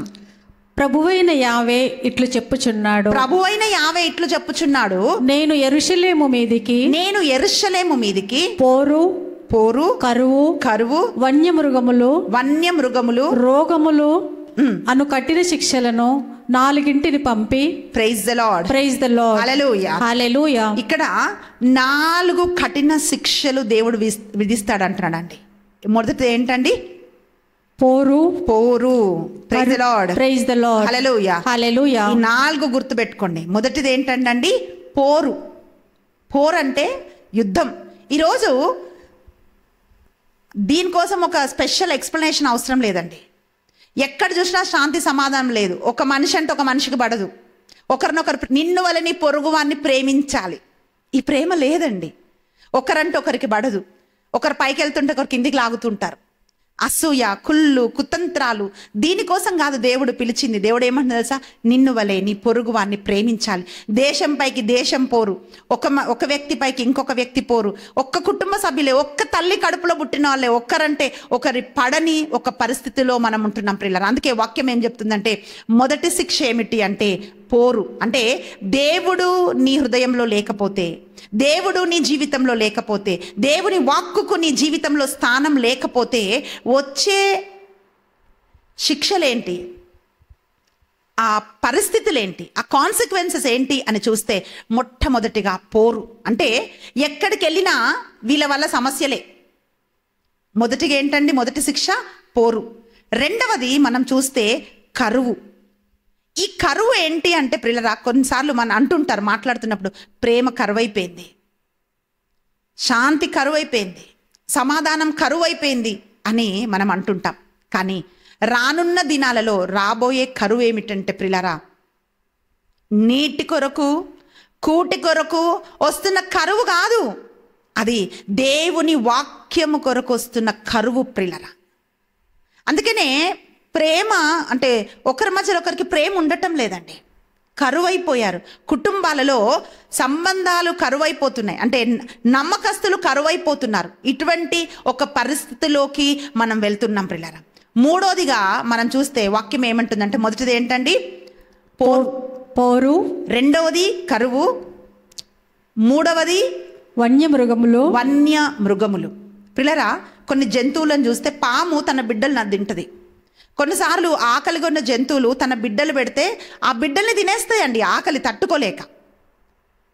పులి తన ఆకలి వేస్తే తన బిడ్డను తినేస్తుందంట. పులే కాదండి, చాలా జంతువులు తమ బిడ్డలని అవి తినేస్తాయి. అంటే మృగాలు అట్లా చేస్తాయి. ఈరోజు వన్య మృగాల ద్వారా అని మనం అంటే ఎన్నో తెగుళ్ళు మనం చూస్తున్నాం. దోమను చూసి కూడా మనిషి భయపడాల్సి వస్తుంది. అంటే ఈ తెగుళ్ళను చూసినప్పుడు మనం భయపడుతున్నాం. వన్య మృగాల ద్వారా అని అంటుంటే ఇంకొక ఆత్మీయ అర్థం ఏంటో తెలుసా అండి? మనుషులే మృగాల్లాగా మారిపోతున్నారు. చూడండి, ఒక తల్లి బిడ్డను చంపేసింది. ఎక్కడైనా మనుషులు అలా చేస్తారా? వాక్యం అంటుంది, తల్లి తన బిడ్డను మరవదు కదా అని బైబిల్ చెప్తుంది. ఎన్ని కష్టాలు వచ్చినా తల్లి బిడ్డను పెంచి పోషిస్తుంది. చిన్న చిన్న పిచ్చుకలు చూడండి, అవి గుడ్లు పెట్టడానికి ముందే మంచి గూటిని తయారు చేస్తాయి. ఎందుకంటే ఆ తను పెట్టిన ఆ గుడ్లు అంటే అవి పొదిగి పిల్లలు వచ్చినప్పుడు పిల్లలు కంఫర్టబుల్గా ఉండాలని గూడ్లు కడతాయి కదా అండి. చిన్న చిన్న పక్షులను చూస్తున్నప్పుడు అనిపిస్తుంది, మనుషులు ఎక్కడికి వెళ్తున్నారు, ఏ దిశకి మనుషులు వెళ్తున్నారు అని ఆశ్చర్యం అనిపిస్తుంటుంది. ప్రియులారా, ఇక్కడ వాక్యం ఏం చెప్తుందంటే, మనుషులే జంతువులాగా మారిపోతున్నారు. 4వ శిక్ష ఏంటంటే అంటు వ్యాధులు. దీనికోసం స్పెషల్గా చెప్పాల్సిన అవసరం లేదండి. మనము ఆ పరిస్థితులను ఎదుర్కొని ప్రాణాలు దక్కించుకొని బయటపడ్డాం. ఎంతోమంది ఈరోజు కరోనాలో చనిపోయిన వాళ్ళు ఉన్నారు, మన మధ్యలో లేరండి. ఇలా కనిపించిన వాళ్ళు ఇలా కనుమరుగైపోయారు పిల్లరా. అయితే అలాంటి ఒక పరిస్థితిలోకి మనిషి వెళ్ళిపోతాడంట. అలాంటి 4 శిక్షలు మనిషికి పడతాయి అని మనం చూస్తున్నాం. ఏం శిక్షలండి? పోరు, కరువు, వన్యమృగములు, అంటువ్యాధులు అనే శిక్షలు మనకు వస్తాయి అని వాక్యం తెలియజేస్తా ఉంది. ప్రియబిడ్డ, ఈరోజు ఈ శిక్షల నుంచి మనం తప్పించుకోవాలి అంటే మనం చేయాల్సింది ఏంటంటే దేవుని వాక్యానికి మనం ప్రాధాన్యత ఇవ్వాలి. మత్తయి సువార్త 6వ అధ్యాయము 33వ వచనంలో మనం చూస్తే వాక్యం ఏమంటుంది అంటే, పిల్లరా, మొదట నా నీతిని నా రాజ్యాన్ని మీరు వెదకండి, అప్పుడు మీకేం కావాలో అవన్నీ కూడా మీకు అనుగ్రహించబడతాయి అని మనం వాక్యంలో మనం చూస్తున్నాం. దేవుని మనం వెతికితే మనకేం కావాలో అవన్నీ కూడా దేవుడు మనకు సమకూరుస్తాడు. ప్రియ సహోదరి, ప్రియ సహోదరుడా, ఈ వాక్య ఆరంభంలో మనం చూసాం, భయంకరమైన కరువు వచ్చినప్పుడు ఒక స్త్రీ చేసిన పని ఏంటంటే తన సొంత బిడ్డనే తను తిన్నది. కరువులో ఆమె స్పందించిన విధానం, ఎందుకంటే ఆమె దేవుని ఆజ్ఞల్లో లేదు, దేవుని మాట నుండి ఆమె తప్పిపోయింది. ఇంకొక స్త్రీని మనం చూస్తున్నామండి ఇక్కడ. మొదటి రాజుల గ్రంథము 17వ అధ్యాయము 7 నుండి 16 వచనాల వరకు మొత్తం మీరు చదివితే, పిల్లరా, ఇది మొత్తం చదివే సమయం మనకు లేదు, కానీ మీరు చదువుకోండి. 2 సంఘటనలు, ఈ వ్యత్యాసం మనం చూస్తున్నాం. కరువులో ఒక తల్లి తన బిడ్డను చంపి తిన్నది. ఇంకొక వ్యత్యాసం ఏమిటి అంటే అదే కరువులో ఒక తల్లి తన బిడ్డని పోషించటానికి ఆమె కారణముగా మారింది. వాక్యం ఏమంటుందంటే, పిల్లరా, ఎలియా ప్రవక్త సారెపతు అనే ఒక గ్రామానికి వెళ్ళాడు. ఆ దేశం అంతటా భయంకరమైన కరువు వచ్చినప్పుడు దేవుడు ఎలియా ప్రవక్తతో చెప్పాడు. ఏమన్నాడంటే, అయ్యా, నువ్వు సారెపతి అనే ఒక దేశానికి వెళ్ళు, అక్కడ నేను నీ కొరకు ఒక విధవరాల్ని సిద్ధం చేశాను, ఆమె నిన్ను పోషిస్తుంది అన్నప్పుడు ఈ ప్రవక్త అక్కడికి వెళ్ళాడండి. అక్కడ వెళ్ళి ఆయన కూర్చున్నాడు. ఒక విధవరాలు వచ్చింది, ఆమె కొన్ని పుల్లలు ఏరుతుంది. అప్పుడు ఈ ప్రవక్త ఆమెతో చెప్పాడు, అమ్మా, ఒక్క చిన్న అప్పం చేసి నాకు ఇస్తావంట. ఆమె ఏం చెప్తుందంటే, అయ్యా, ఇంత భయంకరమైన కరువులో నా కుండలో కొంచెం పిండి మాత్రమే ఉందయ్యా, ఇంకా అందుకనే ఈ కట్టెలు, ఈ పుల్లలు కొన్ని ఏరుకొని వెళ్ళి నా బిడ్డకు ఒక రొట్టె చేసి పెట్టి నేను కూడా తిని ఇంకా తర్వాత ఏం లేదు కనుక మేము చనిపోతాము, మేము చావడానికి సిద్ధమవుతున్నామని చెప్పి ఆ సారెపతి విధవరాలు ఆ ప్రవక్తతో చెప్పిందండి. అప్పుడు ఆ ప్రవక్త ఏమన్నాడో తెలుసా, అమ్మ, మొట్టమొదటిగా ఒక చిన్న అప్పాన్ని చేసి నాకు నువ్వు ఇవ్వు, అప్పుడు కరువు కాలం అంతా నువ్వు పోషింపబడతావు అన్నప్పుడు అక్కడి నుండి బయలుదేరి ఆమె ఇంటికి వెళ్ళినప్పుడు ఆ రొట్టె చేస్తున్నప్పుడు కూడా ఎన్ని ఆలోచించిందో మనకు తెలియదు. అవి ఉన్న దాంట్లో కొంచెం ఆయనకి ఇచ్చేస్తే మరి నా కొడుకు ఎట్లా అని ఆమె ఆలోచించి ఉండొచ్చు. కానీ వాక్యం ఏమంటుంది తెలుసా, ఆమె ఆ ప్రవక్త మాట చొప్పున ఒక చిన్న అప్పం చేసి ఆమె ఈ ప్రవక్తకి కొద్దిగా నీళ్లు కొంచెం అప్పం తీసుకొచ్చి ఇచ్చిందంట. పిల్లరా, ఆ చిన్న రొట్టె ఈ ప్రవక్త తిన్నాడు. వాక్యం ఏమంటుందో తెలుసా, 14వ వచనంలో మనం చూస్తున్నామండి. అక్కడ వాక్యం ఏమంటుందంటే, కరువు కాలం అంతా ఆమె కుండలో పిండి అయిపోలేదంట, ఆమె బుడ్డిలో నూనె అయిపోలేదంట. పిల్లలు, అంటే కరువు కాలం అంతా కూడా పోషింపబడ్డదంట. ఇక్కడ ఆలోచించాలి ఈ వాక్యం వింటున్న స్త్రీలు ఏంటంటే, కరువు కాలం రాబోతున్నప్పుడు నీ కుటుంబానికి ఆశీర్వాదకరంగా నువ్వు నిలబడడానికి దేవుడు ఈరోజు నిన్ను పిలుస్తున్నాడు. ప్రియ సహోదరి, ప్రియ తల్లి, ప్రియ చెల్లి, ఈ వాక్యం నువ్వు వింటుండగా ఆ సారెపతి విధవరాలు ఎలాగైతే ఒక ప్రవక్తకి తన కుమారుడికి ఆశీర్వాదకరంగా నిలబడిందో అలాగే తల్లులు కుటుంబానికి ఆశీర్వాదకరంగా నిలబడాలి. కేవలం స్త్రీలను మాత్రమే కాదండి, ఈ వాక్యం ఎవరెవరు చూస్తున్నారో పిల్లరా, మీరు కరువు కాలంలో ఇతరులను పోషించటానికి, వారికి ఆశీర్వాదకరంగా మారటానికి దేవుడు ఈరోజు పిలుస్తున్నాడు. ఆమె దేవుని మాట విన్నది, ఈ ఎలియా మాట కాదు, అది దేవుడు సందేశం ఇచ్చాడు ఎలియాకి.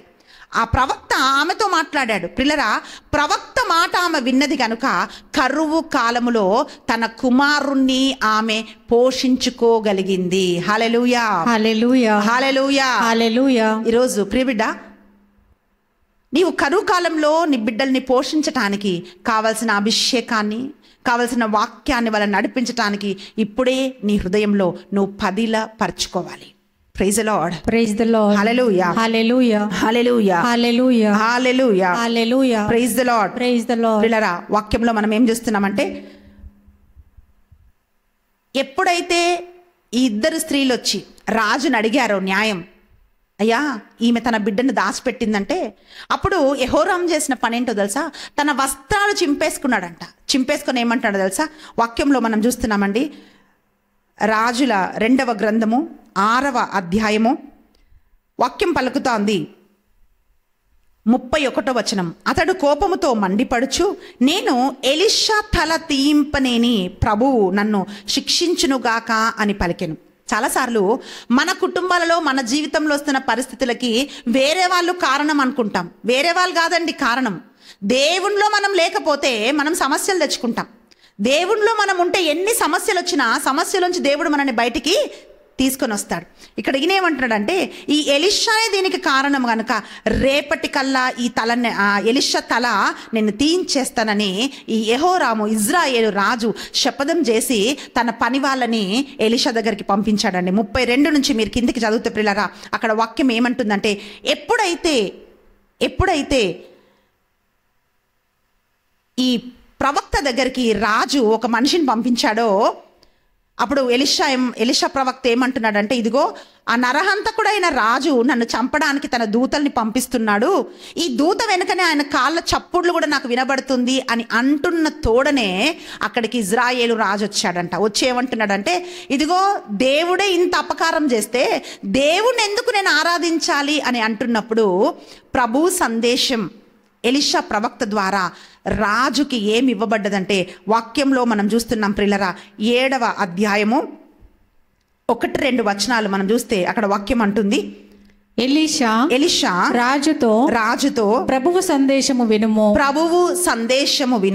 రేపీ పాటికే సమరయ అంగడిలో ఒక మానిక మంచి గోధుమ పిండి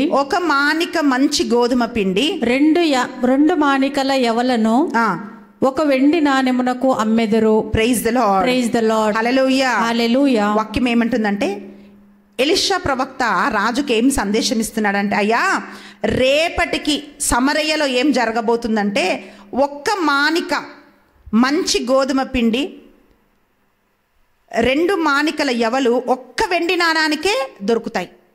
1 వెండి నాణానికే రేపటి నుండి కరువు తొలగిపోతుంది, రేపే తొలగిపోతుందని ప్రవక్త చెప్పినప్పుడు వాక్యం ఏమంటుందో తెలుసా అండి? ఈ రాజుతో అతి సన్నిహితంగా ఉండే అధిపతి ఏమంటున్నాడంటే, దేవుడు ఆకాశ కిటికీలను విప్పినా సరే రేపటికల్లా కరువు తొలగిపోవటం అసంభవం అని చెప్పాడు. అప్పుడు ఈ ప్రవక్త ఏమన్నాడో తెలుసా? రేపటికి నిశ్చయంగా కరువు తొలగిపోతుంది, కానీ అది తినటానికి మాత్రం నువ్వు ఉండవు అని చెప్పి ఆ అధిపతితో ఆ ప్రవక్త చెప్పాడు. ప్రియులారా, రేపటి కల్లా కరువు తొలగిపోతుంది. ఇది దేవుడి సందేశం. ఎలా తొలగిపోయిందని మనం చూస్తే, ఈ సిరియన్లు ముట్టడి వేశారు ఈ రాజ్యం చుట్టూ. ఎప్పుడైతే ముట్టడి వేశారో ప్రభు చేసిన పని ఏంటో తెలుసా? వాళ్ళు అన్ని టెంట్లు వేసుకొని, గుడారాలు వేసుకొని, ఆ ప్రాకారాల బయట వాళ్ళు ముట్టడి వేసినప్పుడు సైన్యముల స్వరము, రథముల స్వరము, గుర్రముల స్వరం, అంటే సైనికులందరూ గుర్రాల పైన, రథముల పైన టకా టకా టకా వస్తుంటున్నట్లాంటి ఇలాంటి ఒక స్వరము దేవుడు ఆ గుడారాలలో పుట్టించాడంట. అప్పుడు ఈ సిరియన్లు ఏమనుకుంటున్నారంటే, ఇజ్రాయేలు రాజు పొరుగు రాజులతో కలిసి వాళ్ళకు డబ్బులు ఇచ్చి వాళ్ళందరిని తీసుకొని మన మీద యుద్ధానికి వస్తున్నాడు కనుక మనం ఓడిపోతాం, ఇక్కడ నుండి మనం పారిపోదామని చెప్పి సిరియన్లు ఏం చేస్తున్నారంటే, అన్ని ఎక్కడివక్కడే అన్ని వదిలేసి వాళ్ళ వెండి, వాళ్ళ బంగారము, వాళ్ళ గాడిదలు, వాళ్ళ ఒంటెలు, వాళ్ళు ఏమేమి యుద్ధానికి తెచ్చుకున్నారో ఆహారము, ద్రాక్ష రసము అన్నీ కూడా ప్రిలరా అన్నీ అక్కడే వదిలేసి వాళ్ళు వెళ్ళిపోయారు. ఈ భయంకరమైన కరువు పరిస్థితిలో వాక్యం చెప్తుంది, 4 కుష్ఠరోగులు ద్వారం దగ్గర ఉన్నారంట. వాళ్ళు ఏమంటున్నారు, ఎందుకంటే కుష్ఠరోగులు ఎప్పుడు ఊరు బయట ఉంటారు. అప్పుడు వాళ్ళు అంటున్నారు, అయ్యా మనం ఏం చేద్దాం, మన పరిస్థితి భయంకరమైన కరువు వచ్చింది, ఒకవేళ పట్టణంలోకి మనం వెళ్ళామనుకో, వెళ్తే అక్కడంతా కరువే. పట్టణం లోపలికి వెళ్ళినా మనం చచ్చిపోతాం తిండి దొరకక. కనుక మనం ఏం చేద్దామంటే, బయట శత్రువులు ఉన్నారు కదా, వాళ్ళ శిబిరంలోకి మనం వెళ్దాం. వాళ్ళు బతకనిస్తే బతుకుదాం, ఒకవేళ వాళ్ళు మనల్ని చంపేస్తే చచ్చిపోదాం, కరువు వల్ల అయినా చనిపోతాము, కనీసం తిండి తినైనా చచ్చిపోదాం అని చెప్పి ఈ 4 కుష్ఠరోగులు ఆ గుడారాలలోకి వెళ్ళినప్పుడు ప్రియులారా, ఈ సిరియన్లు అందరూ పారిపోయారు అక్కడి నుండి. వీళ్ళు వెళ్ళి చూసినప్పుడు అక్కడ ఎవరు మనుషులు లేరు. వాళ్ళు మంచిగా తిని హాయిగా అక్కడ ఉండి అప్పుడు ఒకరితో ఒకరు ఏమంటున్నారు, అరే మనం ఇట్లాంటి పాపం చేయకూడదు, మనం ఈ రోగం వల్ల ఈరోజు కాకపోయినా రేపైనా చచ్చిపోతాము. కానీ ఆ సమరయ్య పట్టణంలో అందరూ తిండి లేక కరువుతో అలమాడుతున్నారు కదా, వాళ్ళకి వెళ్ళి ఈ శుభవార్త చెప్దాము అని చెప్పి ఈ 4 కుష్ఠరోగులు రాజు దగ్గరికి సందేశం తీసుకొని వచ్చారు. మీరు అది చదవండి, చాలా ఇంట్రెస్టింగ్ ఉంటుందండి. 4 కుష్ఠరోగులు ఒక మంచి శుభవార్తను మోసుకొని వచ్చారు. ఇది చూడడానికి అందరు ఏం చేశారండి, అక్కడికి వెళ్తూ ఉంటున్నప్పుడు ఆ గేట్స్ దగ్గర, ఆ ద్వారం దగ్గర ఈ సిరియన్లు పారిపోయారన్న వార్త తెలిసినప్పుడు ఇజ్రాయేలు ప్రజలు ఆకలితో అలమాడుతూ తిండి దొరికింది అనగానే అందరు వెళ్తుంటే ఆ తొక్కిసల ఆటలో ఆ అధిపతి అక్కడక్కడికే చనిపోయాడంట. అంటే దేవుని మాట నమ్మలేదు, వినలేదు గనుక అక్కడక్కడే మనుషుల తొక్కిసాటలో ఆ మనిషి ప్రాణము పోయింది. కానీ ఎవరైతే దేవుని మాటను నమ్మారో ప్రియులారా, వాళ్ళు ఆహారం తిని వాళ్ళు బ్రతికారు. ఇదంతా చూస్తున్నప్పుడు చాలా ఒక విషాదం కలిగించే ఒకటేంటో తెలుసా అండి, ఈ స్త్రీ ఏం చేసిందంటే, నేను చచ్చిపోతానేమో, ఇంకా కరువు తీరదేమో అని చెప్పి తన బిడ్డను వండుకొని తినింది. కావచ్చు బహుశా ఆమె భర్త యుద్ధంలో ఉన్నాడేమో. ఎందుకంటే ఆ రోజు భర్తలందరూ యుద్ధానికి వెళ్ళాలి, స్త్రీలందరూ ఇంటి దగ్గర ఉండాలి. భర్త యుద్ధానికి వెళ్ళిండొచ్చు, ఇంకా యుద్ధం అయిపోయింది కాబట్టి భర్త తిరిగి వస్తాడు. మరి కుమారుడు ఏడంటే భార్య ఏం సమాధానం చెప్తుంది? కరువు తీరిపోయింది. ఎంత చీప్ అంటే ఒక్క వెండి నాణానికి అన్ని దొరికిపోతున్నాయి, అంతగా కరువు తీరిపోయింది. అప్పుడు ఆమె బ్రతికినన్ని రోజులు అపరాధ భావంతో ఆమె బ్రతికి ఉండొచ్చు. అయ్యో నేను ఒక్కరోజు ఆగి ఉంటే ఈ కరువు తీరిపోయేది కదా, నా కొడుకుని నేను చంపుకొని తినేదాన్ని కాదు కదా అని జీవితకాలం అంతా కూడా అపరాధ భావములో ఆమె జీవించి ఉండవచ్చు. ప్రియ సహోదరి, ఈరోజు నీ పరిస్థితులు బాగలేనప్పుడు నీ మైండ్కి ఏది దోచుతుందో అది నువ్వు చేయొద్దు. దేవుణ్ణి సలహా అడగాలి. ప్రభా నేను తప్పు చేశానయ్యా, మన్నించు, ఒక్కసారి కనికరించయ్యా, నువ్వు కృప చూపమన్నప్పుడు దేవుడు నీకు మార్గం తెరుస్తాడు. రేపటి కల్లా కరువు తొలగిపోతుందని ప్రవక్త ద్వారా దేవుడు సందేశం ఇచ్చాడు. ప్రియబిడ్డ, ఈరోజు ఈ వాక్యం వింటున్నావేమో, నీ జీవితంలో నీ కుటుంబంలో ఏ కరువు ఉందో కావచ్చు, అది చాలా రోజులుగా కరువు ఉండొచ్చు, కానీ ఆ కరువును తొలగించగలిగిన దేవుడు నీకున్నాడు. ఆయనకు అసాధ్యమైనది ఏమీ లేదు. ప్రియులరా, నమ్ముట నీ వలనైతే నమ్మువానికి సమస్తము సాధ్యమని బైబిల్ చెప్తా ఉంది. కావచ్చు పడిపోయి ఉంటావేమో, కానీ ఒక్కసారి తిరిగి ప్రభు వైపుకు మళ్ళినట్లయితే దేవుడు తిరిగి నిన్ను నీ కుటుంబాన్ని దీవిస్తాడు. ఇంకొక స్త్రీ అనుకుండొచ్చు, అయ్యో నేను ఈమెని పాపంలోకి నడిపించాను కదా, ఒక్కరోజు అమ్మ నువ్వు ఇట్లా చెయ్యకని ఆమెకు నేను కరెక్ట్ సలహా ఇచ్చి నడిపించి ఉంటే ఎంత బాగుండేది అని ఒకరినొకరు వాళ్ళ మొహం చూసుకున్నప్పుడు వాళ్ళు ఏమనుకుండొచ్చండి? ఖచ్చితంగా వాళ్ళు పొరుగు వాళ్ళై ఉంటారు, అందుకనే వాళ్ళు కూడబల్లుకొని మాట్లాడుకొని బిడ్డను తినేశారు. అయితే ఈ స్త్రీలు ఒకరొకరు ఎదురుపడినప్పుడు, అయ్యో నేను తప్పు చేస్తున్నప్పుడు ఈమె నాకు చెప్పలేదు కదా, ఈమె తప్పు చేసినప్పుడు నేను ఈమెను కరెక్ట్ చేయలేదు కదా అని ఆ ఇద్దరు స్త్రీలు జీవితకాలం అంతా అపరాధ భావములు వాళ్ళు బ్రతికి ఉండొచ్చు. ప్రియబిడ్డ, ఈరోజు వాక్యం ఏం పలుకుతుంది అంటే, కరువు ఎప్పుడు వస్తుందంటే నీ హృదయంలో దేవుడు లేకపోతే, నీ జీవితంలో దేవుని వాక్యానికి చోటు లేకపోతే నీ జీవితంలోకి కరువు వస్తుంది. కనుక ఈరోజు మనం ప్రార్థన చేద్దాం.